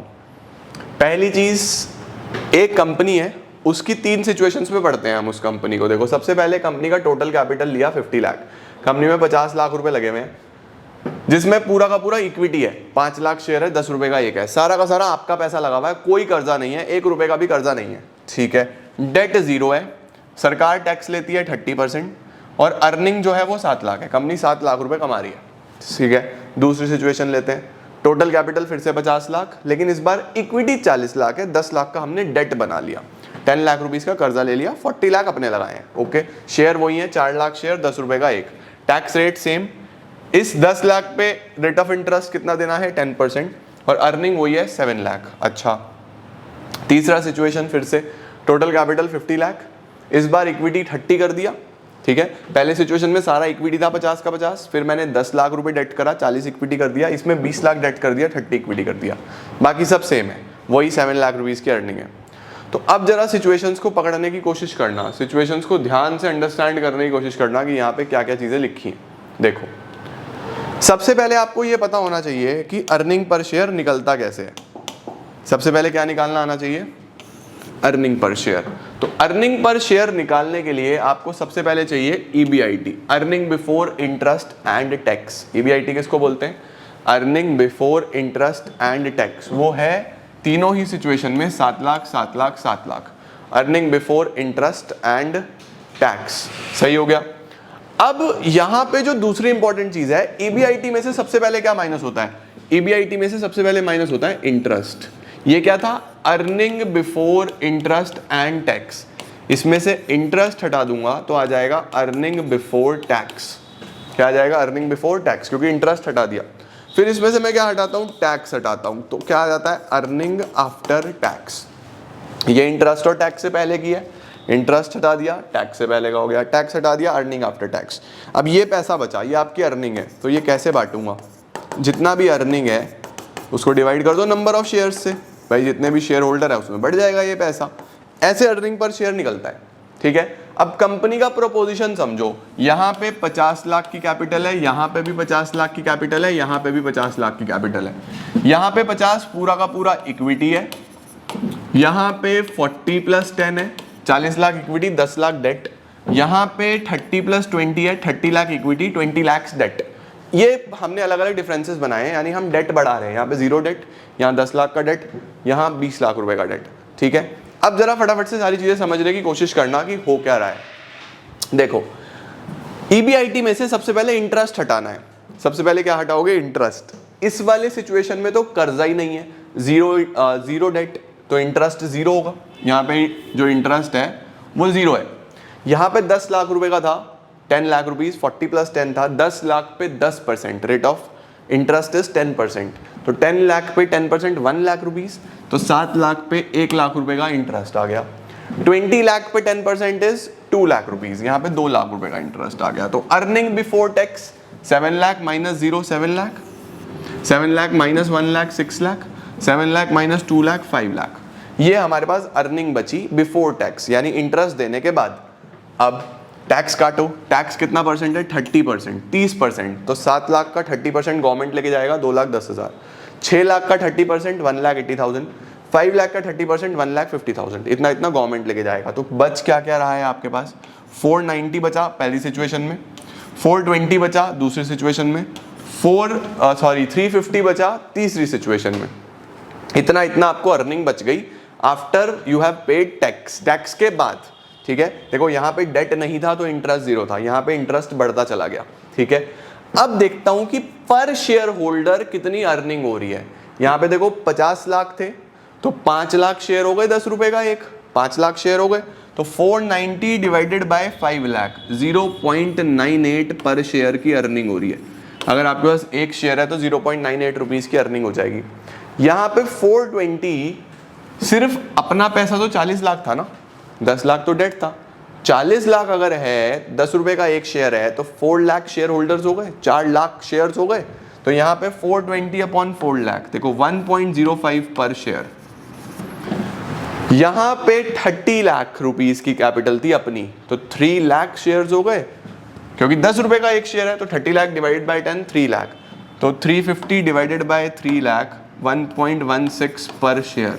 सबसे ज्यादा फायदा देखो किसमें हो रहा है। यहाँ पे शेयर होल्डर को 98 पैसा बच रहा है, यहाँ पे 1 रुपये 5 पैसे, यहाँ पे 1 रुपये 16 पैसे। तो सबसे ज्यादा बेनिफिट तो यहाँ पे हो रहा है ना, शेयर होल्डर को सबसे ज्यादा फायदा कहाँ पे हो रहा है? यहाँ पे। इसी सिचुएशन में सबसे ज्यादा डेट था, मैंने आपको यही तो बोला था, जहां पे सबसे ज्यादा डेट होगा वहां पे शेयर होल्डर को सबसे ज्यादा फायदा होगा। लेकिन सर उसमें तो कंडीशन भी बताई थी। जी हाँ, कंडीशन क्या बताई थी? कंडीशन बताई थी रिटर्न ऑन इन्वेस्टमेंट ज्यादा आना चाहिए रेट ऑफ इंटरेस्ट से। Return on investment should be greater than rate of interest. अब रिटर्न ऑन इन्वेस्टमेंट कैसे निकलता है? रिटर्न ऑन इन्वेस्टमेंट का फॉर्मूला होता है EBIT अपॉन कैपिटल एम्प्लॉयड।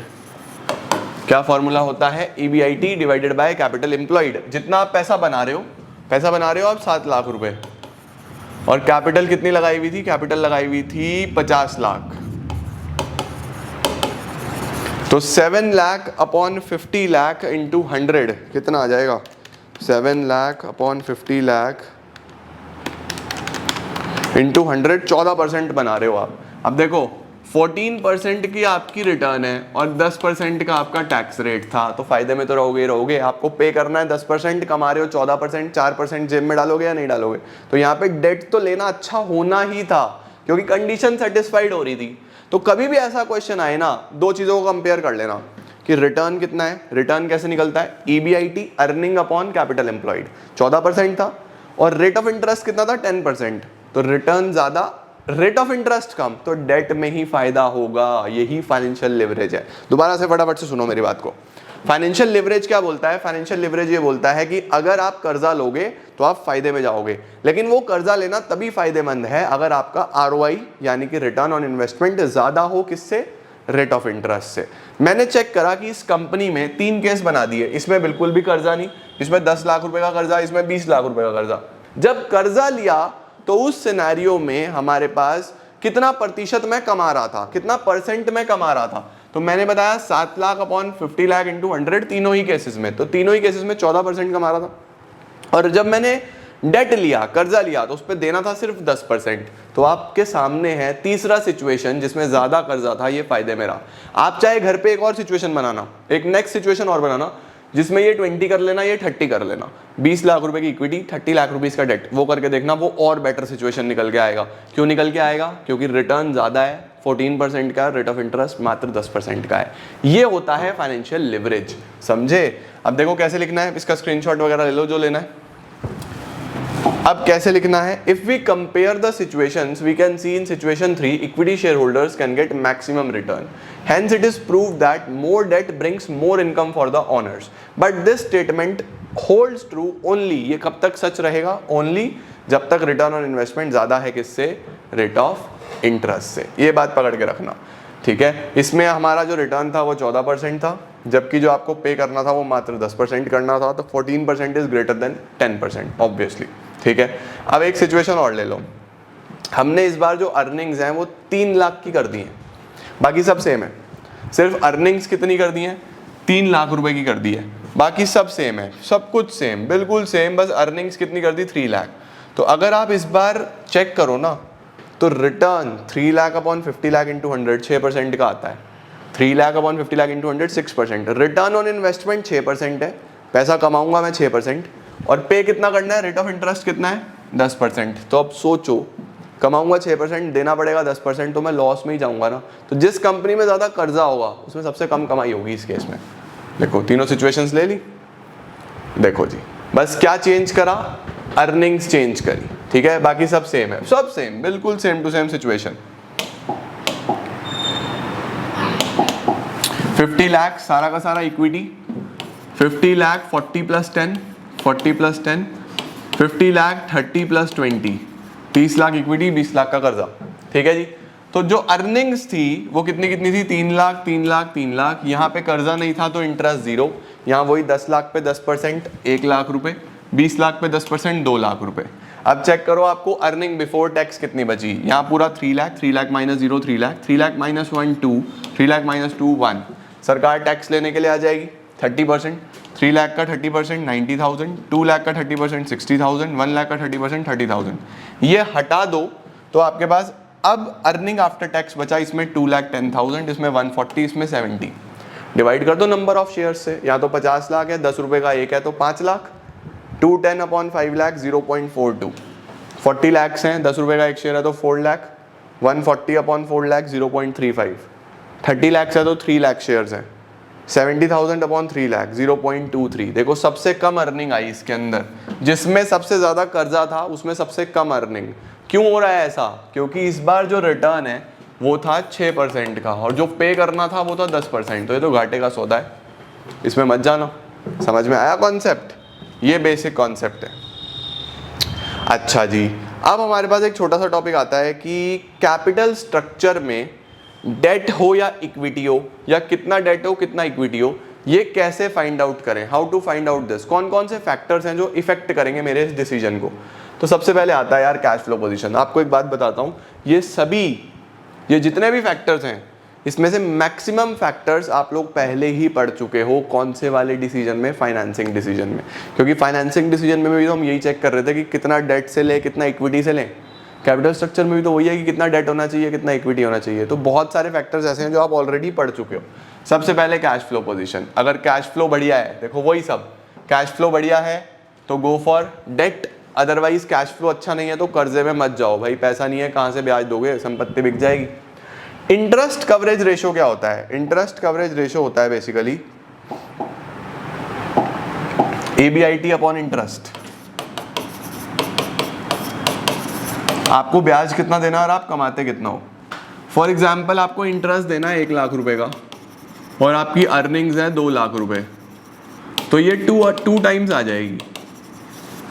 अब सोचो कि 1 लाख रुपए में ब्याज देना है और 2 लाख रुपए में मात्र कमाता हूँ, तो यार ये तो बहुत ही ज़्यादा रिस्की सिचुएशन है। आपके और खर्चे भी तो हैं और चीज़ें भी तो है, वो कहाँ से निकालोगे, कैसे करोगे।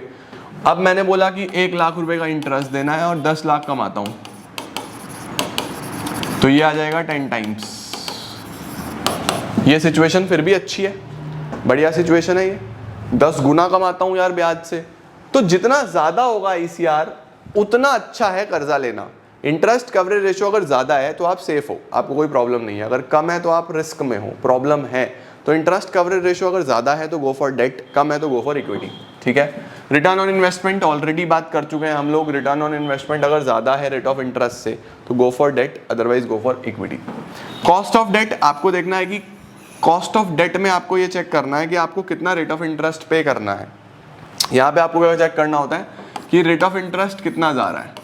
रेट ऑफ इंटरेस्ट अगर आप पे कर सकते हो आसानी से, उसके साथ साथ क्या खर्चा आ रहा है डेट इशू करने में, अगर वो आप आसानी से बेयर कर सकते हो, कोई प्रॉब्लम नहीं है, तो go for debt, otherwise go for equity.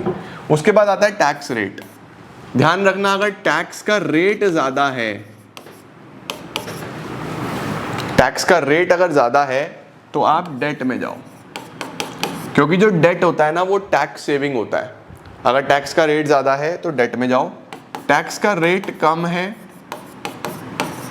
तो गो फॉर इक्विटी। ऐसा क्यों? देखो मैं आपको यहां पे दिखाता हूं। सिचुएशन में देखो कितना कितना टैक्स देना पड़ा। इसको देना पड़ा 2,10,000 रुपए का टैक्स, इसको देना पड़ा 180 का टैक्स, इसको देना पड़ा 150 का टैक्स। इसने सबसे कम टैक्स दिया क्योंकि इसने सबसे ज्यादा कर्जा लिया हुआ था। इसने अगर डेट लिया हुआ था, बोरो करा हुआ था पैसा, तो इसका इंटरेस्ट कटता है यहाँ से। इंटरेस्ट खर्चा होता है, खर्चा आपके ओवरऑल इनकम को कम करता है। इनकम कम तो टैक्स भी कम, ऑब्वियस सी बात है। तो अगर टैक्स का रेट बहुत ज़्यादा है तो डेट लेना फायदे का सौदा है, कम टैक्स देना पड़ेगा। लेकिन अगर टैक्स का रेट कम है तो कोई दिक्कत नहीं यार, इक्विटी में भी जा सकते हो, ठीक है, ये बात याद रखना। इसके बाद टैक्स रेट के बाद आता है कॉस्ट ऑफ इक्विटी। इक्विटी, अगर आपको इक्विटी में जाना है तो कॉस्ट ऑफ इक्विटी भी चेक करना पड़ेगा कि फ्लोटेशन कॉस्ट वगैरह कितनी आ रही है। अगर आपके लिए वो आराम से मैनेज करने वाली है कि आप इजीली मैनेज कर सकते हो तो आप कॉस्ट चेक करके इक्विटी में जा सकते हो। अदरवाइज अगर आपको कॉस्ट ऑफ इक्विटी ज़्यादा लग रही है तो डेट में जा सकते हो। फ्लोटेशन कॉस्ट में आ जाता है सारे के सारे cost of issue, her cheese, prospectus छपने से लेके एडवर्टीजमेंट करने तक, हर चीज़, सारे खर्चे। अगर फ्लोटेशन कॉस्ट बहुत ज़्यादा आ रही है, ऐसा होता है कि कई बार फ्लोटेशन कॉस्ट बहुत ज़्यादा आ रही है इक्विटी में भी और डेट में भी, भाई डिबेंचर इशू करोगे तब भी तो ये सारे खर्चे आएंगे। तो उस सिनेरियो में आप बैंक लोन ले सकते हो या किसी और चीज़ से बोरो कर सकते हो, आप वो ऑप्शंस भी देख सकते हो। ज़रूरी नहीं है कि आप यही डिबेंचर और शेयर्स में जाओ, और ऑप्शंस भी आप देख सकते हो। रिस्क कंसिडरेशंस, रिस्क डिबेंचर में ज़्यादा होगा ऑब्वियसली और इक्विटी में कम रिस्क होता है, आप मॉडरेट रिस्क की तरफ जा सकते हो। उसके बाद फ्लेक्सिबिलिटी, डेट अगर आप लेते हो, कर्जे में अगर आप जाते हो तो वो आपकी फ्लेक्सिबिलिटी को कम करता है, क्योंकि अगर आपने कर्जा लिया तो वहाँ पे आपके पास फ्लेक्सिबिलिटी नहीं बचती और फर्दर कुछ काम करने की और फर्दर कर्जा लेने की। तो अगर आपको फ्लेक्सिबिलिटी मेंटेन रखनी है तो गो फॉर इक्विटी। डेट लेके आपकी फ्लेक्सिबिलिटी कंपैरेटिवली कम होती है। कंट्रोल, अगर आप पूरा कंट्रोल मेंटेन करना चाहते हो, you do not want to dilute the control, तो फिर आप डेट में जाओ, क्योंकि अगर आप शेयर इशू करोगे तो नए शेयर होल्डर आएंगे, नए मालिक बनेंगे, नया वोटिंग राइट्स मिलेंगी, तो कंट्रोल डाइल्यूट होता है। इक्विटी देने का मतलब मालिक होने का अधिकार बेचना, वो गड़बड़ है, ठीक है। तो if you do not want to dilute your control तो फिर आप किस में जा सकते हो, डेट में। अगर आपको कंट्रोल बांटने में कोई प्रॉब्लम नहीं है तो इक्विटी में। वैसे भी किसी एक फैक्टर के बेसिस पे डिसीजन नहीं होता है, बहुत सारे फैक्टर्स मिलकर डिसीजन करते हैं। अभी हम केस स्टडीज करेंगे आज तो आपको क्लियरिटी आ जाएगी। इसके बाद रेगुलेटरी फ्रेमवर्क का मतलब होता है कि रूल्स और रेगुलेशंस भी हमें चेक करने पड़ते हैं कि क्या चल रहे हैं। रूल्स और रेगुलेशंस के हिसाब से आपको काम करना पड़ता है कि सेबी आपको अलाउ कर रहा है या नहीं कर रहा है, या कंपनीज एक्ट आपको अलाउ कर रहा है या नहीं कर रहा है। जो उसके रूल्स है वो मान के चलना पड़ेगा, उस हिसाब से आप डेट या इक्विटी डिसाइड करते हो। डेट सर्विस कवरेज रेशो, ये इंटरेस्ट कवरेज रेशो का बड़ा भाई होता है। ICR से बड़ा रेशो DSCR होता है। ये इंटरेस्ट के साथ साथ आपकी और ऑब्लिगेशंस भी कवर करता है, जैसे प्रिंसिपल अमाउंट का भी तो वापस करना है भाई। अगर 1 लाख का कर्जा लिया तो सिर्फ उस पर इंटरेस्ट ही थोड़ी ना देना है, वो 1 लाख भी तो वापस करना है, तो वो भी ये सारी चीज़ें ये कवर करता है। तो ये रेशो भी जितना ज़्यादा हो उतना अच्छा है, जितना कम हो उतना ख़राब है। अगर DSCR ज़्यादा है तो यानी आप सेफ हो, आप डेट ले सकते हो। लेकिन अगर DSCR कम है, डेट सर्विस कवरेज रेशो कम है, जैसे इंटरेस्ट कवरेज रेशो में होता था सेम, ज़्यादा है तो डेट ले सकते हो, कम है तो डेट नहीं लेना। Okay. Stock market conditions, stock market कैसी है भाई? अगर मार्केट बूम पे है, ज़बरदस्त चल रही है, तो शेयर इशू करने होते हैं, इक्विटी में जाना है। मार्केट डिप्रेशन में है तो गो फॉर डेट, डिप्रेशन में हमेशा go for debt. Okay. Capital structure of the company, capital structure of other companies होता है यहाँ पे। यूजुअली हम लोग क्या करते हैं, हम दूसरी कंपनी से भी हिंट लेते हैं कि वो सिमिलर सेगमेंट में काम करती है तो उस कंपनी का कैपिटल स्ट्रक्चर कैसा है। तो आप दूसरी कंपनी से हिंट ज़रूर लो, but as it is copy करने की कोशिश मत करो। कि फॉर एग्जाम्पल कोई कंपनी है जो मोटर व्हीकल बनाती है, उसने किसी दूसरी मोटर व्हीकल वाली कंपनी का कैपिटल स्ट्रक्चर देखा, उसको लगा यार ये तो प्रॉफिट्स में, मैं भी यही कर लेता हूँ, तो आप उससे हिंट लो। देख के आप मार्केट स्टैंडर्ड्स, इंडस्ट्री स्टैंडर्ड्स देख सकते हो, बट कैपिटल स्ट्रक्चर आपको अपना खुद डिज़ाइन करना है, हिंट लेके अकॉर्डिंगली आप कर सकते हो। तो ये सारे फैक्टर्स होते हैं जो कैपिटल स्ट्रक्चर को इम्पैक्ट करते हैं। मुझे पूरी उम्मीद है आपको सारे फैक्टर्स क्लियर हुए होंगे। साथ साथ आपने जो भी बुक्स वगैरह है आप रीडिंग लगा लेना एक बार, और सारी चीज़ें परफेक्ट हो जाएंगी। प्लस उसके साथ साथ मैं केस स्टडीज़ करा दूंगा, तो सारा का सारा टॉपिक ख़त्म। तो हमारा फाइनेंशियल मैनेजमेंट ख़त्म हो जाता है इसी के साथ। और ये वाला टॉपिक काफ़ी इंपॉर्टेंट था, तो इसको ध्यान से एक बार देख लेना सारा का सारा, और फिर हम बस अगले टॉपिक्स की तरफ चलेंगे और चीज़ें रिवाइज करते हुए आगे बढ़ते है। स्टार्टिंग करेंगे हम लोग फाइनेंशियल मार्केट्स के मीनिंग के साथ, ठीक है जी। देखो बेसिकली दो शब्दों से मिलके बना है, फाइनेंशियल और मार्केट। मार्केट अब सब जानते हैं आप लोग की मार्केट क्या होता है, जहां पे सेल परचेज हो रहा है चीजों का, गुड्स का, सर्विसेज का। बट यहाँ पे फाइनेंशियल मार्केट में किस चीज का सेल परचेज होगा? फाइनेंशियल मार्केट में सेल परचेज होगा फाइनेंशियल इंस्ट्रूमेंट्स का, जैसे शेयर्स का, जैसे डिबेंचर्स का, जैसे बॉन्ड्स का। फाइनेंशियल सिक्योरिटीज जिस मार्केट में सेल परचेज करी जाती है उस मार्केट को फाइनेंशियल मार्केट बोलते हैं। तो फाइनेंशियल मार्केट एक लिंक है दो लोगों के बीच में। फॉर एग्जाम्पल मेरे पास एक्स्ट्रा पैसा है, आई वॉन्ट टू इन्वेस्ट, और आप एक कंपनी हो जिसको पैसे की जरूरत है, तो फाइनेंशियल मार्केट में आप दोनों आएंगे, मैं भी आऊंगा और आप भी आओगे, हम दोनों जाएंगे, मार्केट हम दोनों को मिला देगी, मैं पैसा इन्वेस्ट कर दूंगा, आपको पैसा मिल जाएगा। तो financial market is the link between those who have surplus funds and those who are in need of funds. ठीक हो गया? देखो क्या लिखा हुआ है, financial market is a market for creation and exchange of financial assets. Financial assets मतलब यही सिक्योरिटीज। उसके बाद basically it helps to link the savers and the investors, ठीक है। और पैसा बहुत अच्छी जगह यूटिलाइज हो जाता है, मतलब मेरे पास अगर एक्स्ट्रा पैसा है तो मैं बैंक में रखूंगा या घर में रखूंगा या कुछ उससे बाय करूंगा। बेसिकली यहाँ पे क्या हो रहा है, यहाँ पे फाइनेंशियल मार्केट में ये क्या करता है, ये आपको लिंक कर देता है और आपका पैसा सबसे अच्छी जगह लगा देता है। इसको बोलते हैं एलोकेटिव फंक्शन। एलोकेटिव फंक्शन का मतलब फंड्स का एलोकेशन करना in the best possible manner, ठीक है। तो मार्केट का सबसे बड़ा फंक्शन होता है allocative function. The process by which allocation of funds is done is called financial intermediation.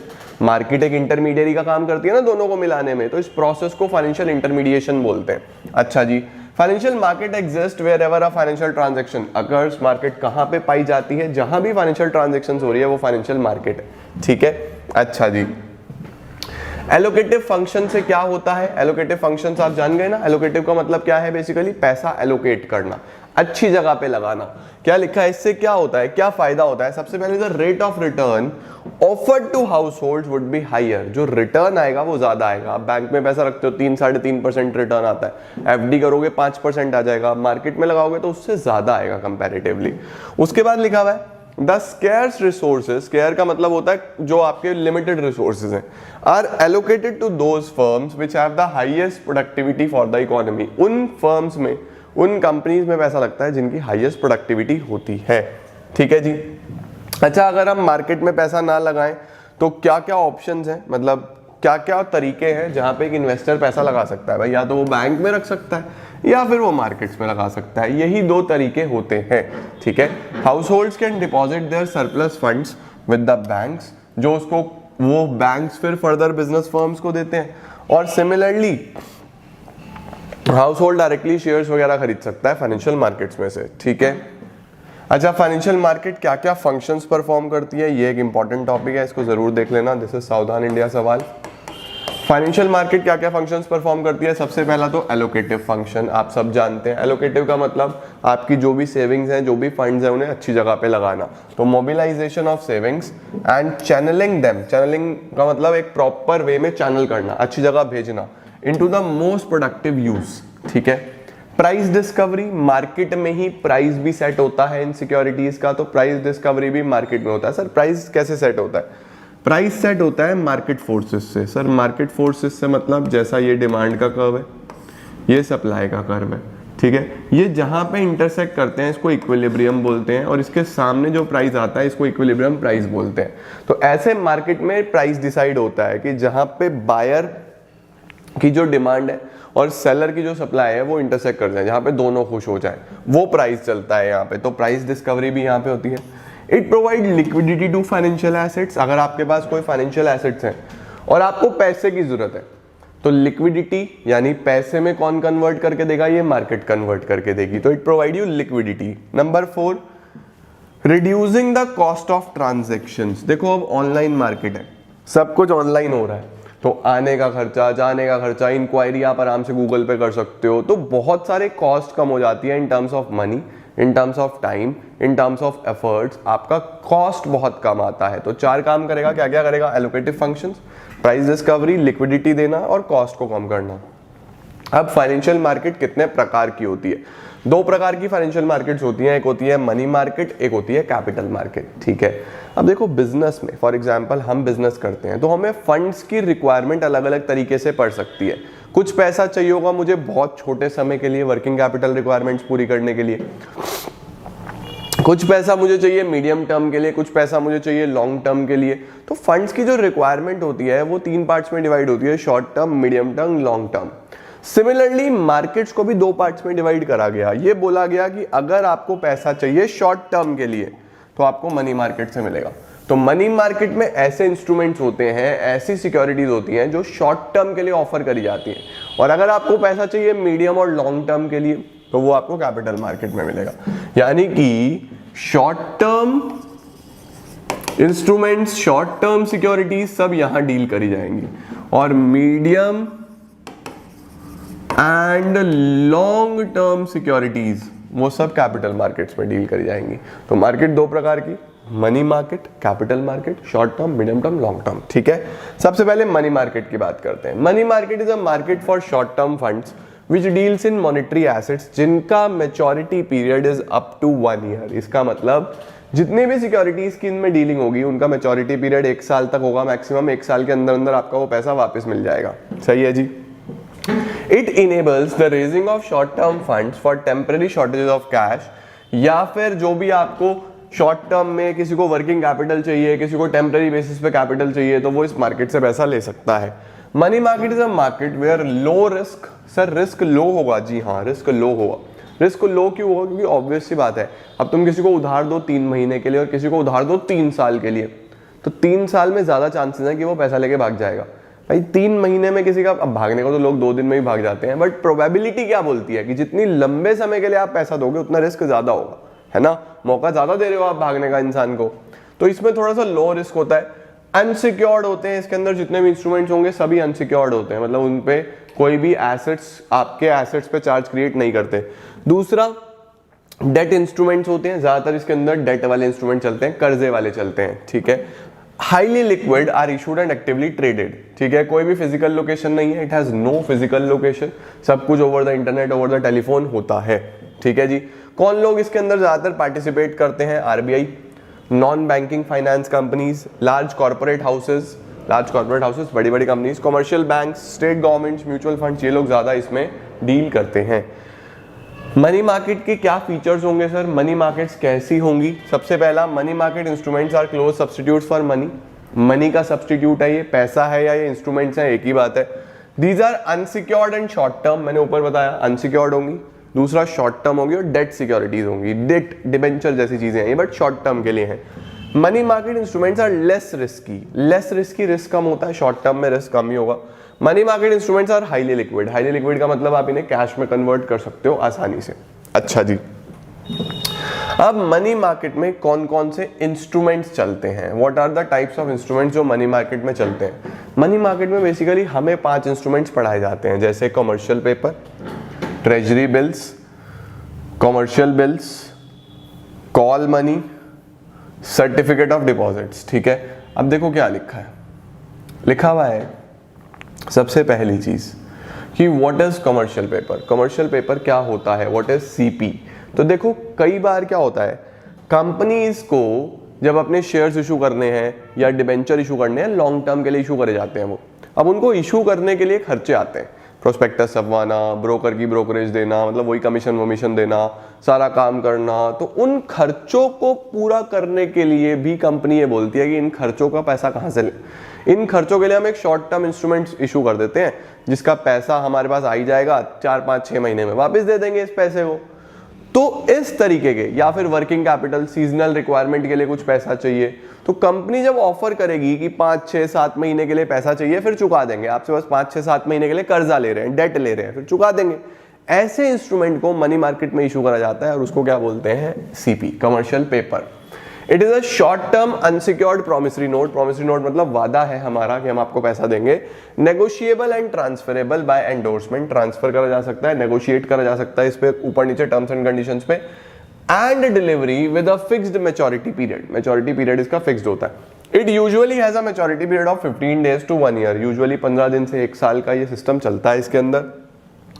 Purpose क्या होते हैं funds raise through commercial paper के? अगर आपने फंड्स रेज करे हैं कमर्शियल पेपर से तो क्या क्या पर्पस हैं, क्यों रेज करे जाते हैं? सबसे पहला number 1, to provide short term funds for seasonal and working capital needs, ठीक है।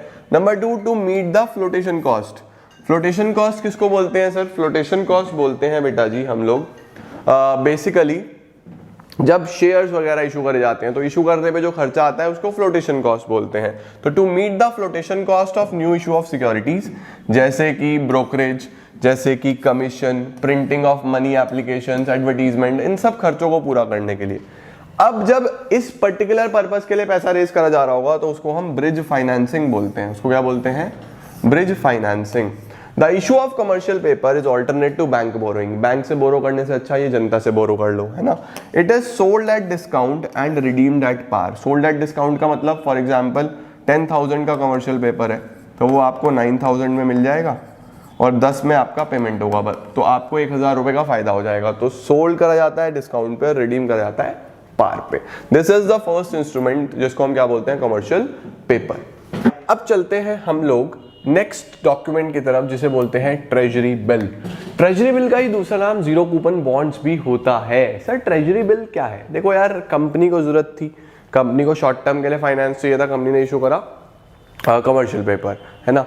अब सरकार को भी तो जरूरत पड़ सकती है, तो अगर गवर्नमेंट ऑफ इंडिया को जरूरत पड़ती है शॉर्ट टर्म फंड्स की तो वो आरबीआई को बोलता है यार प्लीज आप कुछ डॉक्यूमेंट इशू करके पैसा अरेंज करके दो ना, कर्जा अरेंज करके दो ना, हम वापस कर देंगे यार बड़ी जल्दी। तो basically treasury bills are issued by RBI on behalf of central government. Central government के बिहाफ पे इशू करता है। These bills enable government to get short term borrowing. सरकार को शॉर्ट टर्म बोरिंग मिल जाती है और किसको बेचे जाते हैं? बैंक्स को और जनरल पब्लिक को, ठीक है। These bills are negotiable instruments और फ्रीली ट्रांसफरेबल। ये भी किसी को भी ट्रांसफर कर सकते हो आप, फ्रीली ट्रांसफरेबल होते हैं। इशू करे जाते हैं डिस्काउंट पे, ये भी issued at discount, redeemed at par, ठीक है। अच्छा, these are considered to be the safest. Safest क्यों माने जाते हैं भाई? आरबीआई इशू कर रहा है, आरबीआई थोड़ी ना पैसा लेके भाग जाएगा, सबसे सेफेस्ट माने जाते हैं। Maturity period 14 days to 364 days होता है। इन्हीं को जीरो कूपन बॉन्ड्स भी बोलते हैं। यहाँ पे कूपन का मतलब होता है इंटरेस्ट, तो यानी आपको इस पे कोई भी इंटरेस्ट पे नहीं करना होता, सस्ते में खरीदे जाते हैं और फिर पूरा पैसा दिया जाता है। जैसे सपोज 1 लाख रुपए का है तो मैंने लिया 90 में, मुझे वापस 1 लाख मिलेगा, वही चीज, ठीक है। They are issued at lower price than their face value and are repaid at par. ये याद रखना कि कम से कम 25,000 रुपीज में होगा और फिर उसके मल्टीपल्स में होगा, 25, 50, 75, 1 लाख ऐसा, ठीक है। तीसरा होता है कमर्शियल बिल्स। कमर्शियल बिल्स क्या होते हैं? कमर्शियल बिल्स होते हैं जो बिजनेस करने के लिए एक फर्म दूसरे फर्म से पैसा उठाती है उधार पे। Bills of exchange, BR, BP पढ़ा ना आपने क्लास 11th में, वही कमर्शियल बिल्स होते हैं। कमर्शियल बिल्स क्या है? ट्रेड बिल्स और accommodation bills are bills drawn by one business firm to another business firm. जब एक बिजनेस फर्म दूसरे बिजनेस फर्म से उधार पे सामान खरीदती है, उसको बोलती है, या फिर पैसा लेती है उससे, उसको क्या बोलते हैं हम? अकोमोडेशन बिल्स या trade bills. These are common instruments used for credit purchase or sale. These have short term maturity period, generally 90 days चलता है, वही याद है, 3 months plus 3 days of grace, and can be discounted with the bank even before the maturity period. Maturity से पहले ही आप इसको discount भी करा सकते हो बैंक से। These are negotiable instruments and can be easily transferred. A trade bill is nothing but a written acknowledgement. एक trade bill एक written acknowledgement है, यानी लिखित में होता है कि हाँ वेयर द मेकर या ड्रॉअर इंस्ट्रक्ट करता है पेई को या ड्रॉई को कि ठीक है हम आपको पेमेंट कर देंगे, सही है जी। The drawee accepts the bill, drawee accept करता है और लाइबल हो जाता है पेमेंट करने के लिए। ड्रॉअर कौन होता है? जो बिल बना के दे रहा है। ड्रॉई कौन है? जिसके ऊपर बिल लिखा गया है, वो साइन करके वापस देता है, तो बोलता है हाँ ठीक है मैंने पैसा देना है। ओके हो गया जी। नेक्स्ट क्या आता है हमारे पास? Call money. What is call money?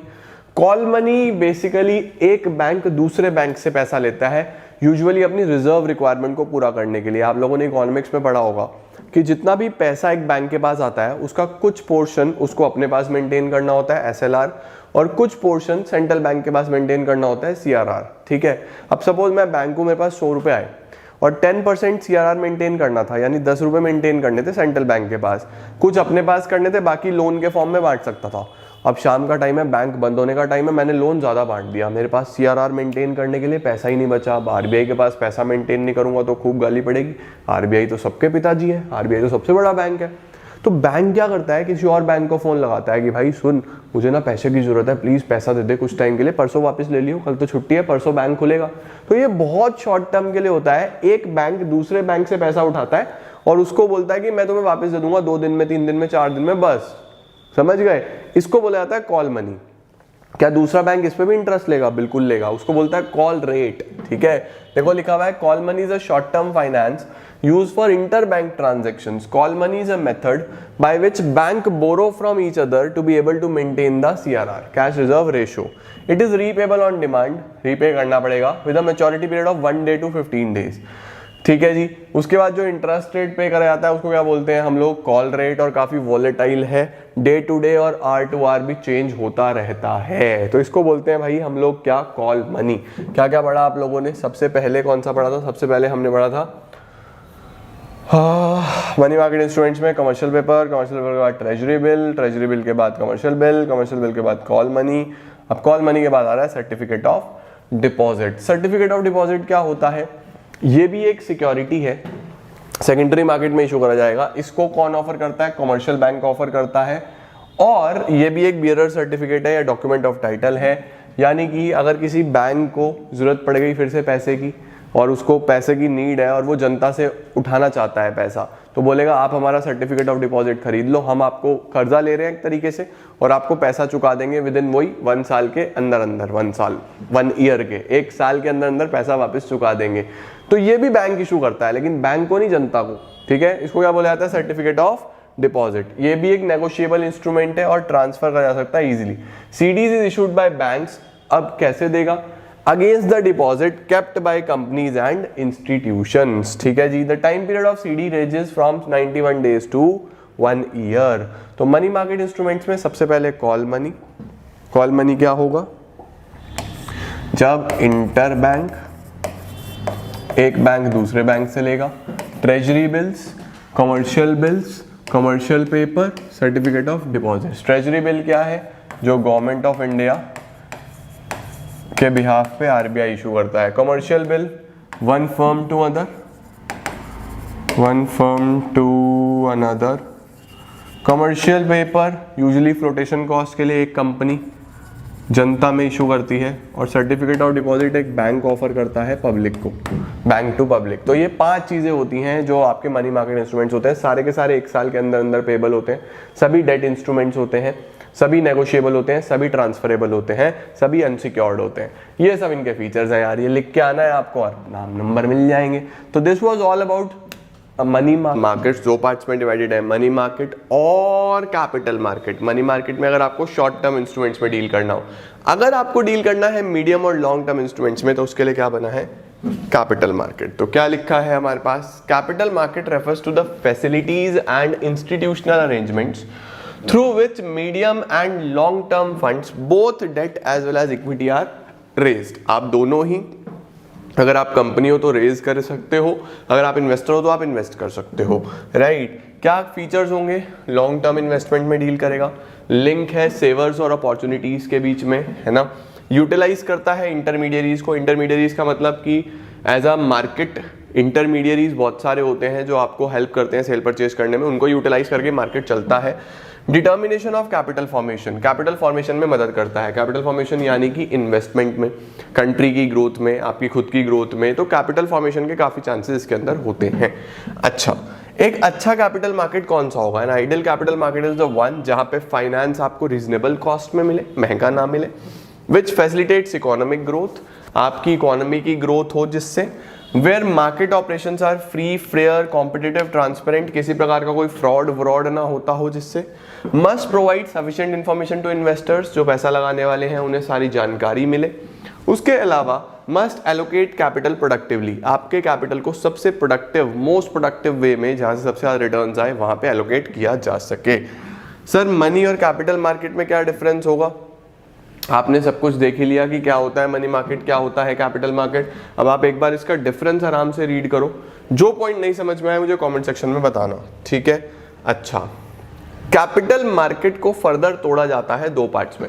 Money market के कोई पार्ट नहीं होते, कैपिटल मार्केट के दो पार्ट्स होते हैं, एक होता है प्राइमरी, एक होता है सेकेंडरी।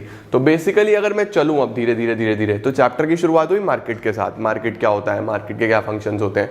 अब types, money market, capital market. अब कैपिटल के टाइप्स, प्राइमरी, सेकेंडरी। देखो प्राइमरी कौन सा होता है, प्राइमरी वो मार्केट है जहां पे वो सिक्योरिटीज इशू करी जाती हैं जो पहली बार इशू हो रही हैं। सर पहली बार से क्या मतलब है, पहली बार से मतलब है कि कंपनी ही शेयर इशू कर रही है, कंपनी ही डिवेंचर इशू कर रही है, तो वो कौन सी मार्केट में जाएगा, प्राइमरी मार्केट में। टर्म उसका वही होगा, मीडियम टर्म, लॉन्ग टर्म। लेकिन अगर कंपनी और इन्वेस्टर्स का मेलजोल हो रहा है तो वो प्राइमरी मार्केट में हो रहा होगा। सेकेंडरी में क्या होता है, ऑलरेडी इशूड सिक्योरिटीज, यानी कि मैंने किसी कंपनी का शेयर खरीदा था, अब मैं उस शेयर को बेच रहा हूं, यानी एक इन्वेस्टर दूसरे इन्वेस्टर को बेच रहा है, कंपनी का कोई लिंक ही नहीं होता, उसको क्या बोलते हैं हम, सेकेंडरी मार्केट। ठीक है, तो क्या है हमारे पास प्राइमरी मार्केट, लिखा ही हुआ है new issue market. It is also known as new issue market. It deals with new securities being traded for the first time. Primary capital market directly contributes in capital formation. जब पहली बार आपका share issue करा जा रहा है, debenture issue करा जा रहा है, कैपिटल फॉर्मेशन तो डायरेक्टली हो रहा है ना इसके अंदर, है ना, इन्वेस्टमेंट तो पहली बार हो रही है। Because in primary market company goes directly to investors and utilise these funds for investment in building, plant, machinery, ETC ETC ETC. किस तरीके से इशू करी जाती हैं सिक्योरिटीज प्राइमरी मार्केट्स में, इसको इंपॉर्टेंट मार्क करना, सावधान इंडिया सवाल है ये। किस तरीके से ऑफर करी जाती हैं, किस तरीके से सिक्योरिटीज इसमें चलती हैं, दिस इज सावधान इंडिया सवाल, रट लेना बिल्कुल अच्छे से। सबसे पहले तो होता है public issue through prospectus. Sir prospectus क्या होता है, प्रोस्पेक्टस एक डॉक्यूमेंट होता है जिसमें कंपनी के बारे में जानकारी होती है। कंपनी पब्लिक में इशू करती है अपने शेयर्स, मार्केटिंग एजेंसीज को बोलती है कि मार्केट करो हमारे शेयर्स के बारे में, जनता उस शेयर्स को खरीद सकती है। इसको क्या बोलते हैं, पब्लिक इशू थ्रू प्रोस्पेक्टस। काफी कन्वेंशनल, काफी पुराना तरीका है, सबसे पुराने समय से ये चलता आ रहा है। एक नॉर्मल वे में कंपनी को अपने शेयर इशू करने हैं, जनता खरीदेगी, प्रोस्पेक्टस इशू करके, यानी एक डॉक्यूमेंट इशू करके शेयर इशू करे जाते हैं। ठीक है, दूसरा होता है offer for cell. Offer for cell में क्या होता है, ऑफर फॉर सेल में ये होता है कंपनी बोलती है यार अगर इशू थ्रू प्रोस्पेक्टस करेंगे तो बहुत सारा फ्लोटेशन कॉस्ट आएगा, मार्केटिंग करनी पड़ेगी, प्रोस्पेक्टस छपवाने पड़ेंगे, बहुत सारा प्रोसीजर हो जाता है, काफ़ी लेंथी प्रोसीजर हो जाता है, इतनी फॉर्मेलिटीज़ करनी पड़ेगी। तो कंपनी बोलती है हम इतना क्यों करें यार, हम एक काम करते हैं, हम अपने शेयर एक पर्टिकुलर इंडिविजुअल को बेच देते हैं, वो फिर आगे सेल आउट कर देगा। यानी कंपनी क्या करती है, फॉर एग्जाम्पल मैं वो इंडिविजुअल हूँ, कंपनी मुझे सेल कर देगी सारे शेयर्स, जितने भी शेयर्स हैं, मैं कंपनी को पैसा दे दूंगा, अभी मैं फर्दर उन शेयर्स को बेच सकता हूं, तो कंपनी तो सारी सिरदर्दी से बच गई ना, मुझे बेचने हैं अब आगे। इसको क्या बोला जाता है, offer for sale. Under this system company directly sells all the securities to an individual, फिर वो इंडिविजुअल फर्दर उन सिक्योरिटीज को सेल आउट करता है पब्लिक में। ठीक है, उसके बाद आता है private placement. Sir private placement क्या होता है, प्राइवेट प्लेसमेंट का मतलब होता है कि जब कंपनी अपने शेयर्स अपने कुछ जान पहचान वाले लोगों को देती है। फॉर एग्जांपल मेरा HDFC बैंक से या किसी और बैंक से अच्छी जान पहचान है, मैंने बोला यार आप ही इन्वेस्ट कर लो, कुछ एक बैंक को दे दिया, कुछ किसी और इन्वेस्टर को दे दिया, कुछ 5-7 अपने सेलेक्टेड लोगों को मैंने इशू कर दिए शेयर्स। ना मैंने पब्लिक में करे, ना मैंने एक इंडिविजुअल को बेचे कि भाई तू बेच लियो आगे, मैंने कुछ अपने जानकार लोगों को ही सिक्योरिटीज दे दी, बस बात खत्म, पैसा अरेंज हो गया। इसको क्या बोला जाता है, प्राइवेट प्लेसमेंट। ठीक है, राइट इशू क्या होता है, राइट इशू होता है बेसिकली, देखो अगर आप किसी कंपनी के इन्वेस्टर हो, कंपनी नए शेयर इशू कर रही है तो कंपनी पहले आपसे पूछेगी कि दिस इज योर राइट, आप अगर इन्वेस्ट करना चाहते हो तो आप ही कर लो, क्योंकि you are already an investor, आपको कंपनी के बारे में सब कुछ पता है, आपको कुछ और बताने की जरूरत ही नहीं है, तो क्यों ना आप ही हमारी कंपनी में दोबारा से इन्वेस्ट कर लो। तो उसको क्या बोला जाता है, राइट इशू। तो right issue is basically issue of securities, issue of shares to already existing investors. ठीक हो गया। लास्ट क्या होता है, IPOs। ई का मतलब electronic initial public offer. Electronic initial public offer का मतलब जैसे आजकल ऑनलाइन शेयर्स ऑफर करे जाते हैं, आप लोगों ने सुना भी होगा इस कंपनी का IPO आ रहा है, इस कंपनी का IPO आ रहा है। IPO का मतलब ही क्या होता है कि कंपनी पब्लिक में उतर चुकी है, ऑनलाइन मोड में पैसा रेज करना चाहती है और शेयर्स इशू कर रही है, इसको क्या बोलते हैं, इलेक्ट्रॉनिक इनिशियल पब्लिक ऑफर। ठीक है जी, तो 5 तरीके होते हैं, थ्रू प्रोस्पेक्टस, पेपर वर्क पहले होता था, ऑफर फॉर सेल, कंपनी एक इंडिविजुअल को देगी, वो इंडिविजुअल जनता को देगा। प्राइवेट प्लेसमेंट, कंपनी क्या करेगी, कुछ सेलेक्टिव लोगों को देगी, वो सेलेक्टिव लोग फिर खरीद लेंगे, सारी इन्वेस्टमेंट कर लेंगे। Right issue existing share holders को, IPOs इलेक्ट्रॉनिकली सारा काम करना। ठीक है जी, अब आ जाती है हमारी सेकेंडरी मार्केट। सेकेंडरी मार्केट को क्या बोलते हैं हम लोग, स्टॉक एक्सचेंज। सेकेंडरी मार्केट क्या है, it is the market for sale and purchase of previously issued या सेकंड हैंड सिक्योरिटीज, है ना। इसके अंदर क्या होता है, the securities are not directly issued by the company, the securities are sold by investor to another investor. एक investor दूसरे इन्वेस्टर को ही बेच रहा होता है। Okay, sometimes the investor is in need of cash and another investor wants to buy the shares, ठीक है, क्योंकि उसे कंपनी से डायरेक्टली नहीं मिल पाए तो वो दोनों फिर इस मार्केट में आके सेल परचेज कर लेते हैं। ओके, तो दो मार्केट्स हो गई, प्राइमरी सेकेंडरी। इसका भी आपको एक बार डायरेक्टली इसका स्क्रीनशॉट लो, ये आपको एक बार देखना है। जो पॉइंट ना समझ के आए जस्ट लेट मी नो। हाँ, अब हम पढ़ते हैं स्टॉक एक्सचेंज के बारे में। सर स्टॉक एक्सचेंज तो वही सेकेंडरी मार्केट नहीं हो गया? जी हाँ, स्टॉक एक्सचेंज सेकेंडरी मार्केट को ही बोला जाता है। क्या है स्टॉक एक्सचेंज? देखो, according to securities contract and regulation act, stock exchange is defined as an organisation और अ बॉडी ऑफ इंडिविजुअल्स। एक ऑर्गेनाइजेशन हो सकता है या फिर एक बॉडी ऑफ इंडिविजुअल हो सकता है, यानी काफी सारे लोग भी हो सकते हैं इसके अंदर, जो कि बनाए गए हैं या सेटअप करा गया है for the purpose of assisting, assist करना, रेगुलेटिंग, रूल्स और regulations banana, and controlling of business in buying, selling and dealing in securities. खरीदना, बेचना, डील करना, उस जो सारा का सारा काम कहाँ पे होगा? स्टॉक एक्सचेंज में होगा, स्टॉक मार्केट में होगा। सही है जी, बहुत बढ़िया। Functions of stock exchange, stock exchange क्या क्या फंक्शंस परफॉर्म करता है? नंबर 1, economic barometer.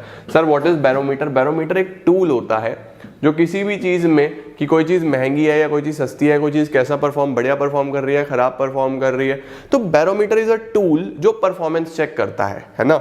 Similarly stock exchange या स्टॉक मार्केट इकोनॉमी का बैरोमीटर होता है कि देखो आजकल जैसे वॉर चल रहा है, क्राइसिस चल रही है रशिया यूक्रेन में, तो मार्केट्स गिरी हुई हैं, तो इकोनॉमिक बैरोमीटर है, इकोनॉमी को दिखा रहा है कि हाँ इकोनॉमी में अभी सब कुछ नॉर्मल नहीं है। अगर मार्केट्स ऊपर हो इसका मतलब बढ़िया चल रहा है, सब ग्रोथ हो रही है, लोग पैसा इन्वेस्ट कर रहे हैं, पैसा कमा रहे हैं। तो स्टॉक एक्सचेंज सबसे पहले एक इकोनॉमिक बैरोमीटर का काम करता है, यानी ये बताता है कि इकोनॉमी अच्छा परफॉर्म कर रही है या नहीं। Next, safety of transactions. देखो ट्रांजैक्शंस जब मार्केट में होगी तो मार्केट की रिस्पॉन्सिबिलिटी होती है कि सेफ हो, कोई कंपनी किसी का पैसा लेके ना भागे। तो इस मार्केट में ये भी ध्यान रखा जाता है कि आपकी ट्रांजैक्शन सेफ है, सेफ्टी का ध्यान रखा जाता है। Contributes to economic growth. Obviously जब आप इन्वेस्ट करोगे कंपनीज में तो इकोनॉमी तो ग्रो होगी ही होगी ना, कंपनी उस पैसे से नया इंफ्रास्ट्रक्चर, नया बिजनेस, नया एम्प्लॉयमेंट, इकोनॉमी ग्रो करेगा ओवरऑल। उसके बाद spreading equity cult. Equity cult का मतलब जैसा आप मार्केट में जाओ तो आपको बहुत सारे नए नए प्रोडक्ट्स और सर्विसेज के बारे में पता चलता है, तो एक कल्चर डेवलप होता है उस तरीके का कि हाँ बाजार में सामान खरीदना है। सिमिलरली ये मार्केट डेवलप करता है कल्चर किस चीज का? इक्विटी का। Sir what is equity? Equity मतलब इंस्ट्रूमेंट्स, आपके इक्विटी शेयर्स, लोगों को सेविंग और इन्वेस्टमेंट की हैबिट, ये चीजें सारी इक्विटी कल्चर डेवलप करता है ये market.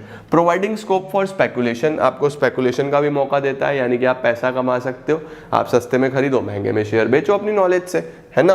Promotes the habit of savings and investments, ये मार्केट आदत डालता है सेविंग्स की और इन्वेस्टमेंट्स की। अच्छा जी, अब अगर आपको ट्रेडिंग करनी हो स्टॉक एक्सचेंज में, अगर आपको शेयर वेयर खरीदना हो तो क्या स्टेप्स हैं? Very important question for exam point of view, अच्छे से इसको पढ़ना, अच्छे से इसको लर्न करके जाना। देखो सबसे पहले क्या होता है? सबसे पहले होता है सिलेक्शन ऑफ अ ब्रोकर। अगर आपको शेयर्स खरीदने, अगर आपको सिक्योरिटीज खरीदनी है तो सबसे पहले आपको एक इंडिविजुअल चाहिए जो आपकी सारी फॉर्मेलिटीज पूरी करा के दे। उस इंडिविजुअल को क्या बोला जाता है? उस इंडिविजुअल को बोला जाता है ब्रोकर। तो you need a broker first. आजकल बहुत सारी ऑनलाइन एप्स हैं जिनके थ्रू आप शेयर्स परचेज कर सकते हो, डिबेंचर्स खरीद सकते हो, उन्हें बेच सकते हो, वो भी ब्रोकर ही है, बस वो कंपनीज है, ठीक है। तो सबसे पहले यू नीड अ ब्रोकर। फिर वो ब्रोकर क्या करेगा?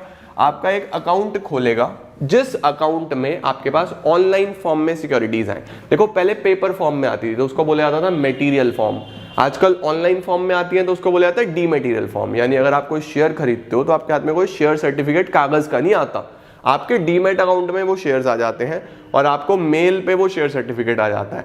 यानी बेसिकली अब सब ऑनलाइन हो गया। तो पहले मटेरियल, अब डीमटेरियल। इस अकाउंट को क्या बोला जाता है? डीमैट अकाउंट, समझे।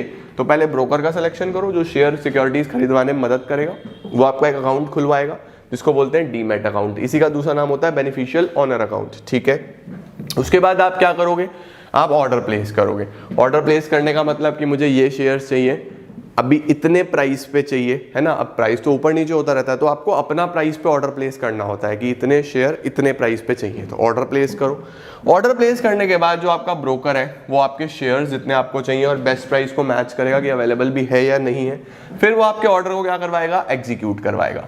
एग्जीक्यूट कराने का मतलब क्या होता है कि हाँ ठीक है, शेयर्स अगर अवेलेबल हैं तो लेट्स एग्जीक्यूट दिस ऑर्डर, ठीक है। उसके बाद इशू ऑफ कॉन्ट्रैक्ट नोट, फिर वो आपको एक कॉन्ट्रैक्ट नोट देगा। कॉन्ट्रैक्ट नोट में क्या लिखा होता है? कॉन्ट्रैक्ट नोट में सारी डिटेल्स दी होती हैं कि आई एम द ब्रोकर, ये मेरा कस्टमर है या क्लाइंट है, इस क्लाइंट ने इतने शेयर इशू करने के लिए मुझे ऑर्डर दिया था, इशू नहीं खरीदने के लिए मुझे ऑर्डर दिया था, और इतने पैसे पे इसने बोला था, ये मेरी ब्रोकरेज है, ब्रोकरेज मतलब उसकी जो कमीशन बनती है, और ये सब हमारे बीच में ट्रांजेक्शन्स हुई हैं, तो उस पर्टिकुलर नोट को कॉन्ट्रैक्ट नोट बोला जाता है। उसके बाद क्या होगा जी? बस फिर फाइनलाइज होगा, शेयर आपको मिलेंगे, आपको शेयर डिलीवर करे जाएंगे और पेमेंट होगी, ठीक है। देन सेटलमेंट होगा। सेटलमेंट का मतलब फाइनली बिल्कुल लास्ट सेटल कर दो सारी चीज़ें, उसकी ब्रोकरेज दे दो, आप पैसा दो उसको शेयर खरीदने का। फिर आपसे 2 दिन का समय लिया जाता है मैक्सिमम, इसको बोला जाता है T+2। टी का मतलब ट्रांजैक्शन और 2 डेज। जैसे मैंने आज ऑर्डर करा तो 2 दिन के अंदर अंदर मेरे डीमैट अकाउंट में सारे के सारे शेयर्स आ जाएंगे और पैसा कट जाएगा। इसको क्या बोला जाता है? फाइनल सेटलमेंट होना। On the T+2 day, the stock exchange will deliver the share और make payment to the other broker. This is called payout day. इसको payout day बोला जाता है, ठीक है। The broker has to make the payment to investor within 24 hours of the payout day. मतलब अगर आप बेच रहे हो तो ब्रोकर आपको पेमेंट करेगा, आप खरीद रहे हो तो आपको ब्रोकर को पैसा देना है। The broker can make delivery of shares in demat form directly to the investors demat account. Broker आपके अकाउंट में डायरेक्टली वो शेयर सबमिट कर देगा, जिसको क्या बोला जाता है? डीमैट फॉर्म में शेयर्स देना, ठीक है। ये प्रोसीजर है स्टॉक एक्सचेंज में, सही है जी। अच्छा, नाउ व्हाट इज डीमेटीरियलाइजेशन? अभी बताया मैंने आपको डीमेटीरियलाइजेशन क्या होता है। शेयर्स को ऑनलाइन फॉर्म में खरीदना, अपना पेपर पे जो पहले होता था, पहले क्या होता था? लोग कागज में खरीदते थे शेयर, अब इतने इतने साल संभाल के रखने पड़ते हैं, 10 15 20 साल। चूहे इतने खतरनाक है, शेयर सर्टिफिकेट ही खा गए फिर नुकसान हो जाएगा। अब फॉर एग्जांपल मम्मी ने चिंटू को लंच देना है, अब लंच जो है वो रैप करने के लिए अगर टिश्यू पेपर या सिल्वर फॉइल ना हुआ तो फिर वो शेयर सर्टिफिकेट से रैप कर दिया जल्दी जल्दी में, फिर अब वो चिंटू अगर छोटा है उसने एरोप्लेन बना के शेयर सर्टिफिकेट उड़ा दिया, फिर या फिर चिंटू ने उसमें कुछ और, फॉर एग्जांपल हम लोग जब हमारे घर के बाहर रोड पे जब बारिश आती है तो पानी भर जाता है ना, तो चिंटू ने अगर उस पानी में बोट बना के वो शेयर सर्टिफिकेट चला दिया, फिर अरे भाई बहुत नुकसान है भाई। तो बेसिकली इन सब से बचने के लिए सब ऑनलाइन फॉर्म में कर दिया गया, जिसे बोला जाता है dematerialisation. Dematerialisation is a process where the securities in physical form are cancelled and the investor is given an electronic entry so that investor can hold the securities in electronic form, ठीक है। In other words, dematerialization refers to holding of securities in electronic form। इसके लिए एक account खोलना पड़ता है जिसे demat account खोलते हैं, बोलते हैं, ठीक है। With an organisation called depository. अच्छा, जैसे हमारे खाते बैंक के पास खुलते हैं, डीमैट अकाउंट किसके पास खुलता है? डिपॉजिटरी के पास। डिपॉजिटरी भी क्या है? एक तरीके का बैंक ही है, ठीक है। SEBI has now made it mandatory to trade in demat form. SEBI ने अब बोला, सुनो, सेबी कौन है? सेबी के बारे में भी आगे पढ़ेंगे। सेबी ने बोला कि सुनो, अब सब डीमैट फॉर्म में काम करेंगे, या पेपर में काम नहीं होगा। सर डीमेटीरियलाइजेशन के क्या क्या बेनिफिट्स होते हैं? सबसे पहले काफ़ी कन्वीनियंट है, जैसे बैंक अकाउंट होता है। These demat securities can be even pledged और मोर्गेज्ड। अगर आपको लोन वोन लेना है तो इन्हें आप गिरवी रख सकते हो। उसके बाद इट रिड्यूसेस पेपर वर्क, आपका पेपर वर्क कम करता है। कोई लॉस का, फॉर्जरी का, यानी फॉर्जरी का मतलब फेक होना, कोई चक्कर ही नहीं है कि भाई नकली डॉक्यूमेंट दे दिया, नकली काम कर दिया, ऐसा कुछ नहीं है, ठीक है। और वेरियस सिक्योरिटीज आप अलग अलग कंपनीज की भी हेल्ड कर सकते हो एक ही अकाउंट में। पहले क्या प्रॉब्लम आती थी? फॉर एग्जांपल मैंने 500 कंपनी के शेयर खरीदने, तो 500 शेयर सर्टिफिकेट, और इतना कौन ध्यान रखेगा भाई, इतना संभाल के कौन रखेगा? तो वो अब चक्कर नहीं है, चाहे 500 चाहे 5000 कंपनी के शेयर खरीद लो, ऑनलाइन फॉर्म में आपके फोन में है सब, ठीक है। तो ये सब बेनिफिट्स होते हैं किसके? डीमेटीरियलाइजेशन के, ठीक है जी। शुरू करते हैं हम लोग कॉन्स्टिट्यूएंट्स ऑफ डिपॉजिटरी सिस्टम के साथ। कॉन्स्टिट्यूएंट्स ऑफ डिपॉजिटरी सिस्टम, मैंने कल वाली क्लास में आपको बताया था कि depository is just like a bank. जैसे हम अपना पैसा बैंक में रखते हैं, उसी तरीके से शेयर्स का सारा हिसाब किताब डिपॉजिटरी देखता है, ठीक है। अब डिपॉजिटरी में सिस्टम किस तरीके से चलता है, काम किस तरीके से करता है? पूरे सिस्टम में 2 लोग हैं, एक है डिपॉजिटरी यानी कि बैंक बोल रहा हूं मैं, बैंक जैसा होता है, और एक है डिपॉजिटरी पार्टिसिपेंट जो इनके एजेंट है। अब आपको किसी भी बैंक में खाता खुलवाना है तो बैंक खुद तो नहीं आएगा ना, बैंक के एजेंट्स ही काम करेंगे, तो यूजुअली हम उनको क्या बोलते हैं? डिपॉजिटरी पार्टिसिपेंट्स, ठीक है। तो डिपॉजिटरी क्या है?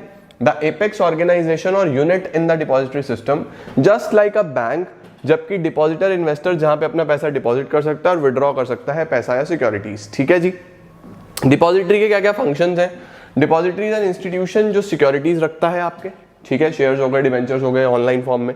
डिपॉजिटरी इंटरेक्ट करता है इन्वेस्टर्स के साथ अपने एजेंट्स के थ्रू, जिनको हम डिपॉजिटरी पार्टिसिपेंट्स बोलते हैं। सर ये क्या इन्हें ब्रोकर भी बोलेंगे? हाँ, ये वही है डिपॉजिटरी पार्टिसिपेंट्स, ठीक है। डीपीज यानी depository participants can offer services only after obtaining a certificate from SEBI. SEBI जब सर्टिफाई करेगा तभी वो डिपॉजिटरी पार्टिसिपेंट काम कर सकता है, नहीं तो नहीं कर सकता। Investors have to pen depository account with any DP called demat account. Investor को क्या करना होता है? ओपन करना होता है। Investor has to open, pen नहीं, क्या भाई कैसे टाइप करते हो? Investor have to open depository account with any DP, किसी भी डीपी के साथ वो खोल सकता है, जिसको हम डीमैट अकाउंट बोलते हैं। और डिपॉजिटरी आपको रिसिप्ट देता है सभी शेयर्स की इलेक्ट्रॉनिक फॉर्म में।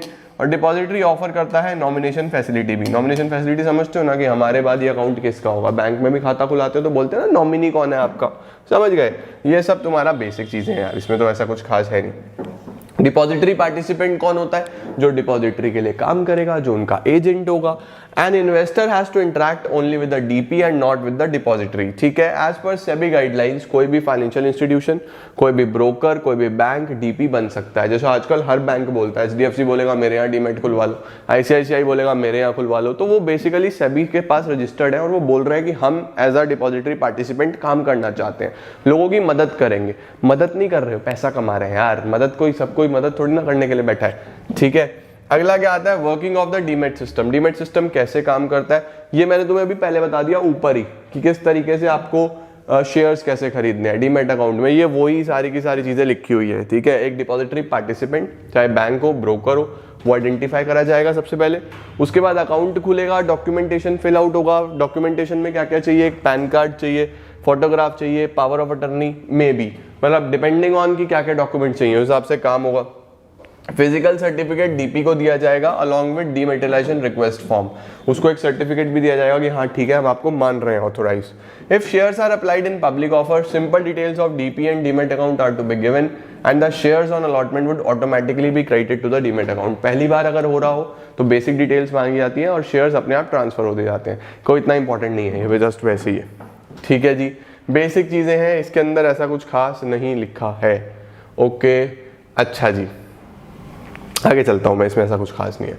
अब देखो जरा भाई, हर काम को, हर चीज को खरीदने बेचने के लिए बाजार चाहिए, है ना। अब बैंक तो आ गया जिसमें से पैसे का लेन देन होगा, सिक्योरिटी का लेन देन होगा, बट शेयर्स बिकेंगे कहाँ पे? मार्केट चाहिए या नहीं चाहिए? तो मार्केट हमारे यहाँ सिक्योरिटीज के लिए कौन सी मार्केट्स हैं? इंडिया में ओवरऑल 21 से 23 मार्केट्स हैं करंटली जो काम कर रही है। 21, 22, 23 अलग अलग जगह अलग अलग डिटेल्स दी होती हैं, क्योंकि मार्केट खुलती बंद होती रहती है। तो 21 to 23 एक्टिव मार्केट्स हैं।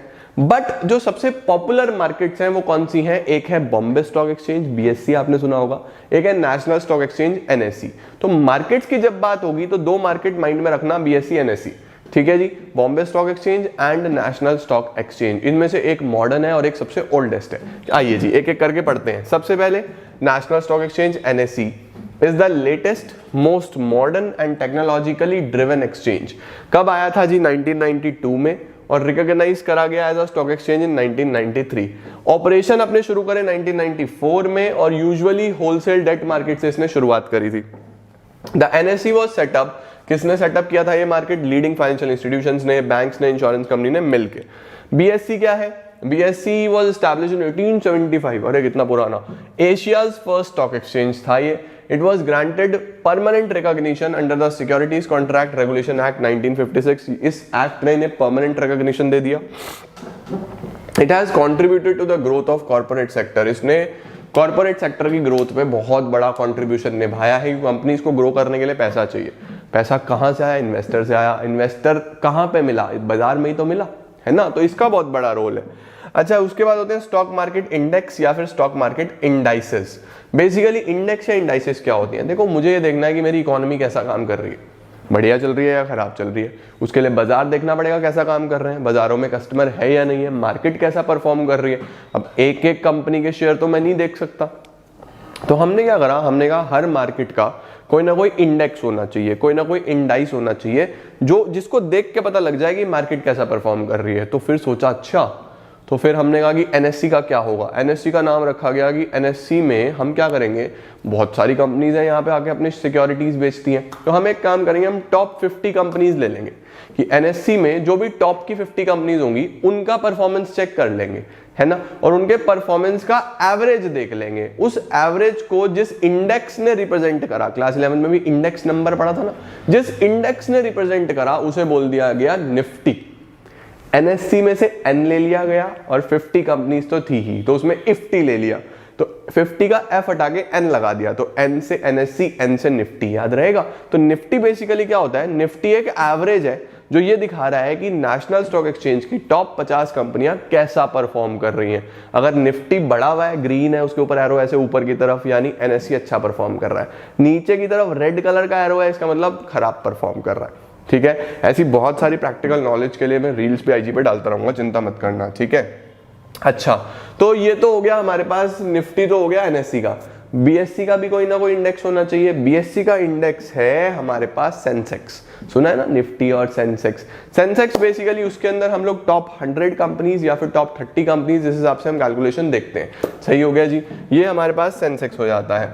तो basically stock market index is a barometer of market behaviour. It measures overall market sentiments through a set of stocks that are representative of the market. It reflects market direction and indicates day to day fluctuations, ठीक है। Ideal index कौन सा होता है, जो represent करे changes in price of securities and reflect price movements, ऊपर नीचे जितने भी मूवमेंट्स हो रही है वो दिखाए। In the Indian markets the BSE, Sensex and NSE, Nifty are important indices. BSE का सेंसेक्स और एनएससी का निफ्टी ये सबसे पॉपुलर इंडाइसेस होते हैं, ठीक है जी। अब हमारे पास अंतिम टॉपिक आता है जिसका नाम क्या होता है, SEBI, securities and exchange board of India. हमारे बाहर भी बाजारों में फ्रॉड होते हैं, हमारे बाहर भी बाजारों में प्रॉब्लम्स आती हैं, हमारे बाहर भी बाजारों में चोरी चकारी होती है, तो मार्केट में भी ऐसी चीजें हो रही थी। प्राइस कम ज्यादा पे बेचा जा रहा था, फेक शेयर सर्टिफिकेट्स इशू करे जा रहे थे। तो कोई ना कोई एक बॉडी ऐसा चाहिए था जो इस सब पे नजर रख सके और देखे कि किसी भी प्रकार का कोई भी फ्रॉड या कोई भी इस तरीके की एक्टिविटी ना हो। फिर हमने कहा कि ठीक है, ऐसा एक बॉडी बनाएंगे जिसका नाम होगा सेबी। सेबी का क्या फुल फॉर्म है जी, securities and exchange board of India.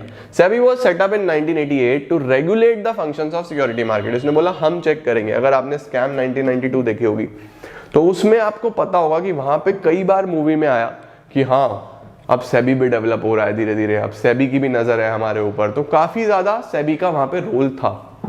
क्या लिखा है, SEBI promotes orderly and healthy development in the stock market. शुरू में इनिशियली सेबी को इतनी पावर नहीं दी गई थी, तो initially SEBI was considered as a watch dog, बस वॉच डॉग कंसीडर करा गया था to observe the activities. But later on SEBI को काफी ज्यादा पावर दी गई और स्टॉक मार्केट के ऊपर कंप्लीट कंट्रोल बनाने का मौका दिया गया। 1992 में SEBI was granted a legal status और फिर तो बस SEBI most powerful organisation, most powerful body माना जाता है when it comes to stock markets, ठीक है। अच्छा, reasons for establishment of SEBI. SEBI क्यों एस्टैब्लिश किया गया था, आपको पता ही है। जैसे डीलिंग बढ़ रही थी स्टॉक मार्केट में तो बहुत सारी माल प्रैक्टिसेस बढ़ रही थी, जैसे प्राइस रिगिंग होता है ऊपर नीचे करके चीजें दिखाना, unofficial premium on new issue, नए इशू पे अनऑफिशियल प्रीमियम चार्ज करना, इन्वेस्टर से पैसा लूटना, delay in delivery of shares deliver ना करना, रूल्स और रेगुलेशंस को तोड़ना।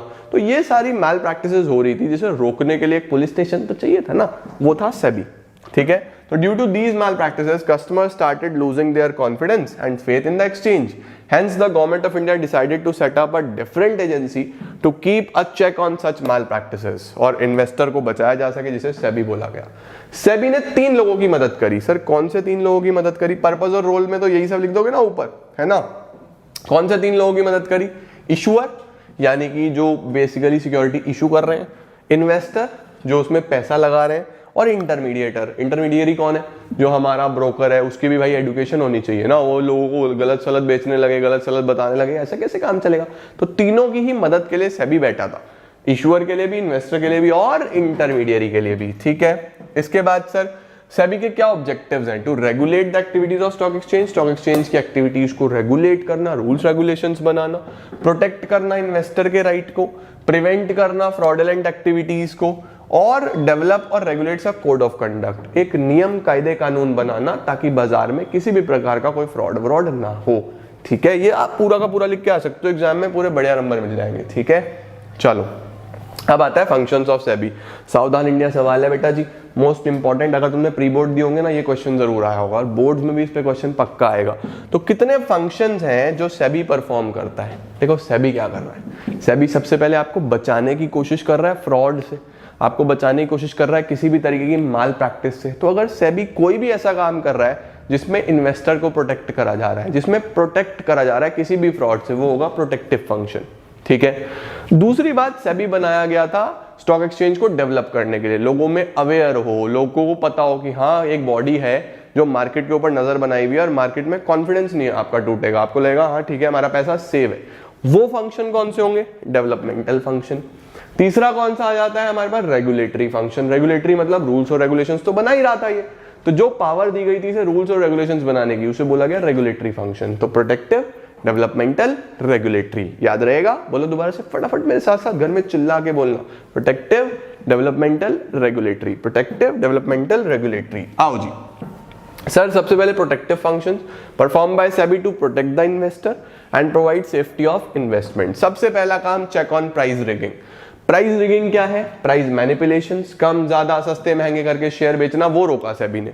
Price rigging refers to manipulating the prices with the main objective of inflating, महंगा, और डिप्रेसिंग, सस्ता करना। ठीक है। SEBI prohibit such practices. SEBI ने बोला नहीं ऐसा नहीं चलेगा बेटा, नजर बना के रखेंगे, हल्का सा भी अगर ऊपर नीचे करोगे तो पेनल्टी ठोक देंगे तुम्हारे ऊपर। ठीक है।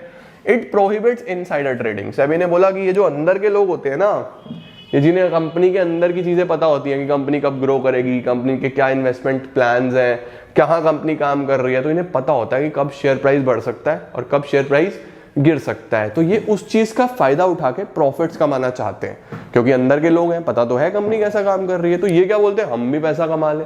तो सेबी बोलता है ना बेटा, इनसाइडर ट्रेडिंग नहीं चलेगी। इसे क्या बोलते हैं? Insider trading. क्योंकि एक नॉर्मल इन्वेस्टर के लिए तो फ्रॉड हुआ ना, वो बेचारा अपनी कैलकुलेशन लगा के बैठा हुआ है, मेहनत कर रहा है, सुबह शाम नोटिस कर रहा है सारी मूवमेंट्स को, और तुम अंदर की बात से पैसा छाप रहे हो। ये कोई बात थोड़ी ना हुई, गलत बात, ऐसा नहीं चलेगा।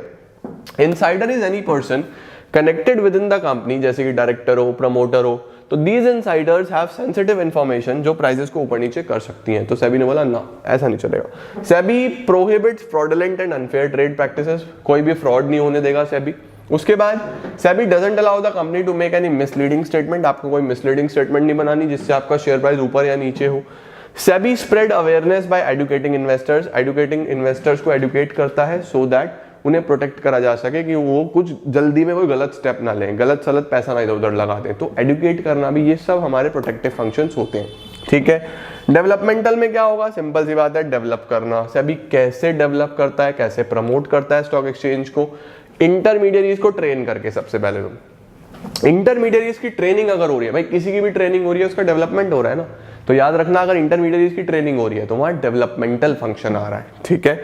SEBI tries to promote activities by adopting flexible approach. SEBI ने बोला कि हम काफी फ्लेक्सिबल हैं, हम आपको हर चीज पे फ्रीडम देंगे, आप अपने हिसाब से काम कर सकते हो। क्या क्या फ्रीडम दी? Number 1, internet trading online permit कर दिया, तुम इंटरनेट के थ्रू काम कर सकते हो।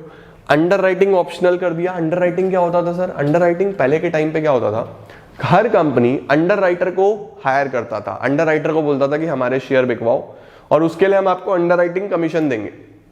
तो बहुत सारा खर्चा होता था क्योंकि पेपर फॉर्म में होता था, इन्वेस्टर्स ढूंढने मुश्किल हो जाते थे। तो अंडर राइटर वो लोग होते थे जिनके बाजार में लिंक होते थे, जो फटाफट शेयर्स बिकवाते थे, उस चीज के लिए वो कमीशन लेते थे, उन्हें बोला गया अंडर राइटिंग कमीशन। तो काफी खर्चा होता था। सेबी ने बोला अब ऑप्शनल है, अगर तुम्हारे में दम है, ऑनलाइन है, तुम लोग तुम्हें जानते हैं, तुम लोगों तक पहुंच सकते हो, तो तुम बिना अंडर राइटर के काम कर लो। उसको क्या बोला गया? सेबी ने अंडर राइटिंग ऑप्शनल कर दिया। इच्छा है, अंडर राइटर की जरूरत है तो यूज करो, अदरवाइज मत करो। ठीक है। Even the initial public offer of primary market is permitted through stock exchange. अगर प्राइमरी मार्केट का भी आईपीओ निकला है, इनिशियल पब्लिक ऑफर, पहली बार वो सिक्योरिटीज इशू कर रहे हैं, तो वो भी आप इस मार्केट से कर सकते हो। सेबी ने बोला हमें कोई समस्या नहीं है, ठीक है, आप स्टॉक एक्सचेंज से करो, हमें कोई प्रॉब्लम नहीं। आखिरी फंक्शंस कौन से आते हैं?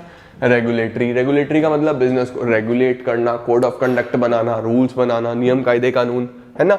इसमें सेबी ने बोला कि हम रूल्स और रेगुलेशंस बनाएंगे ताकि हम कोड ऑफ कंडक्ट बना पाए इंटरमीडियरीज के लिए भी, जैसे बैंकर के लिए, ब्रोकर के लिए, अंडरराइटर के लिए।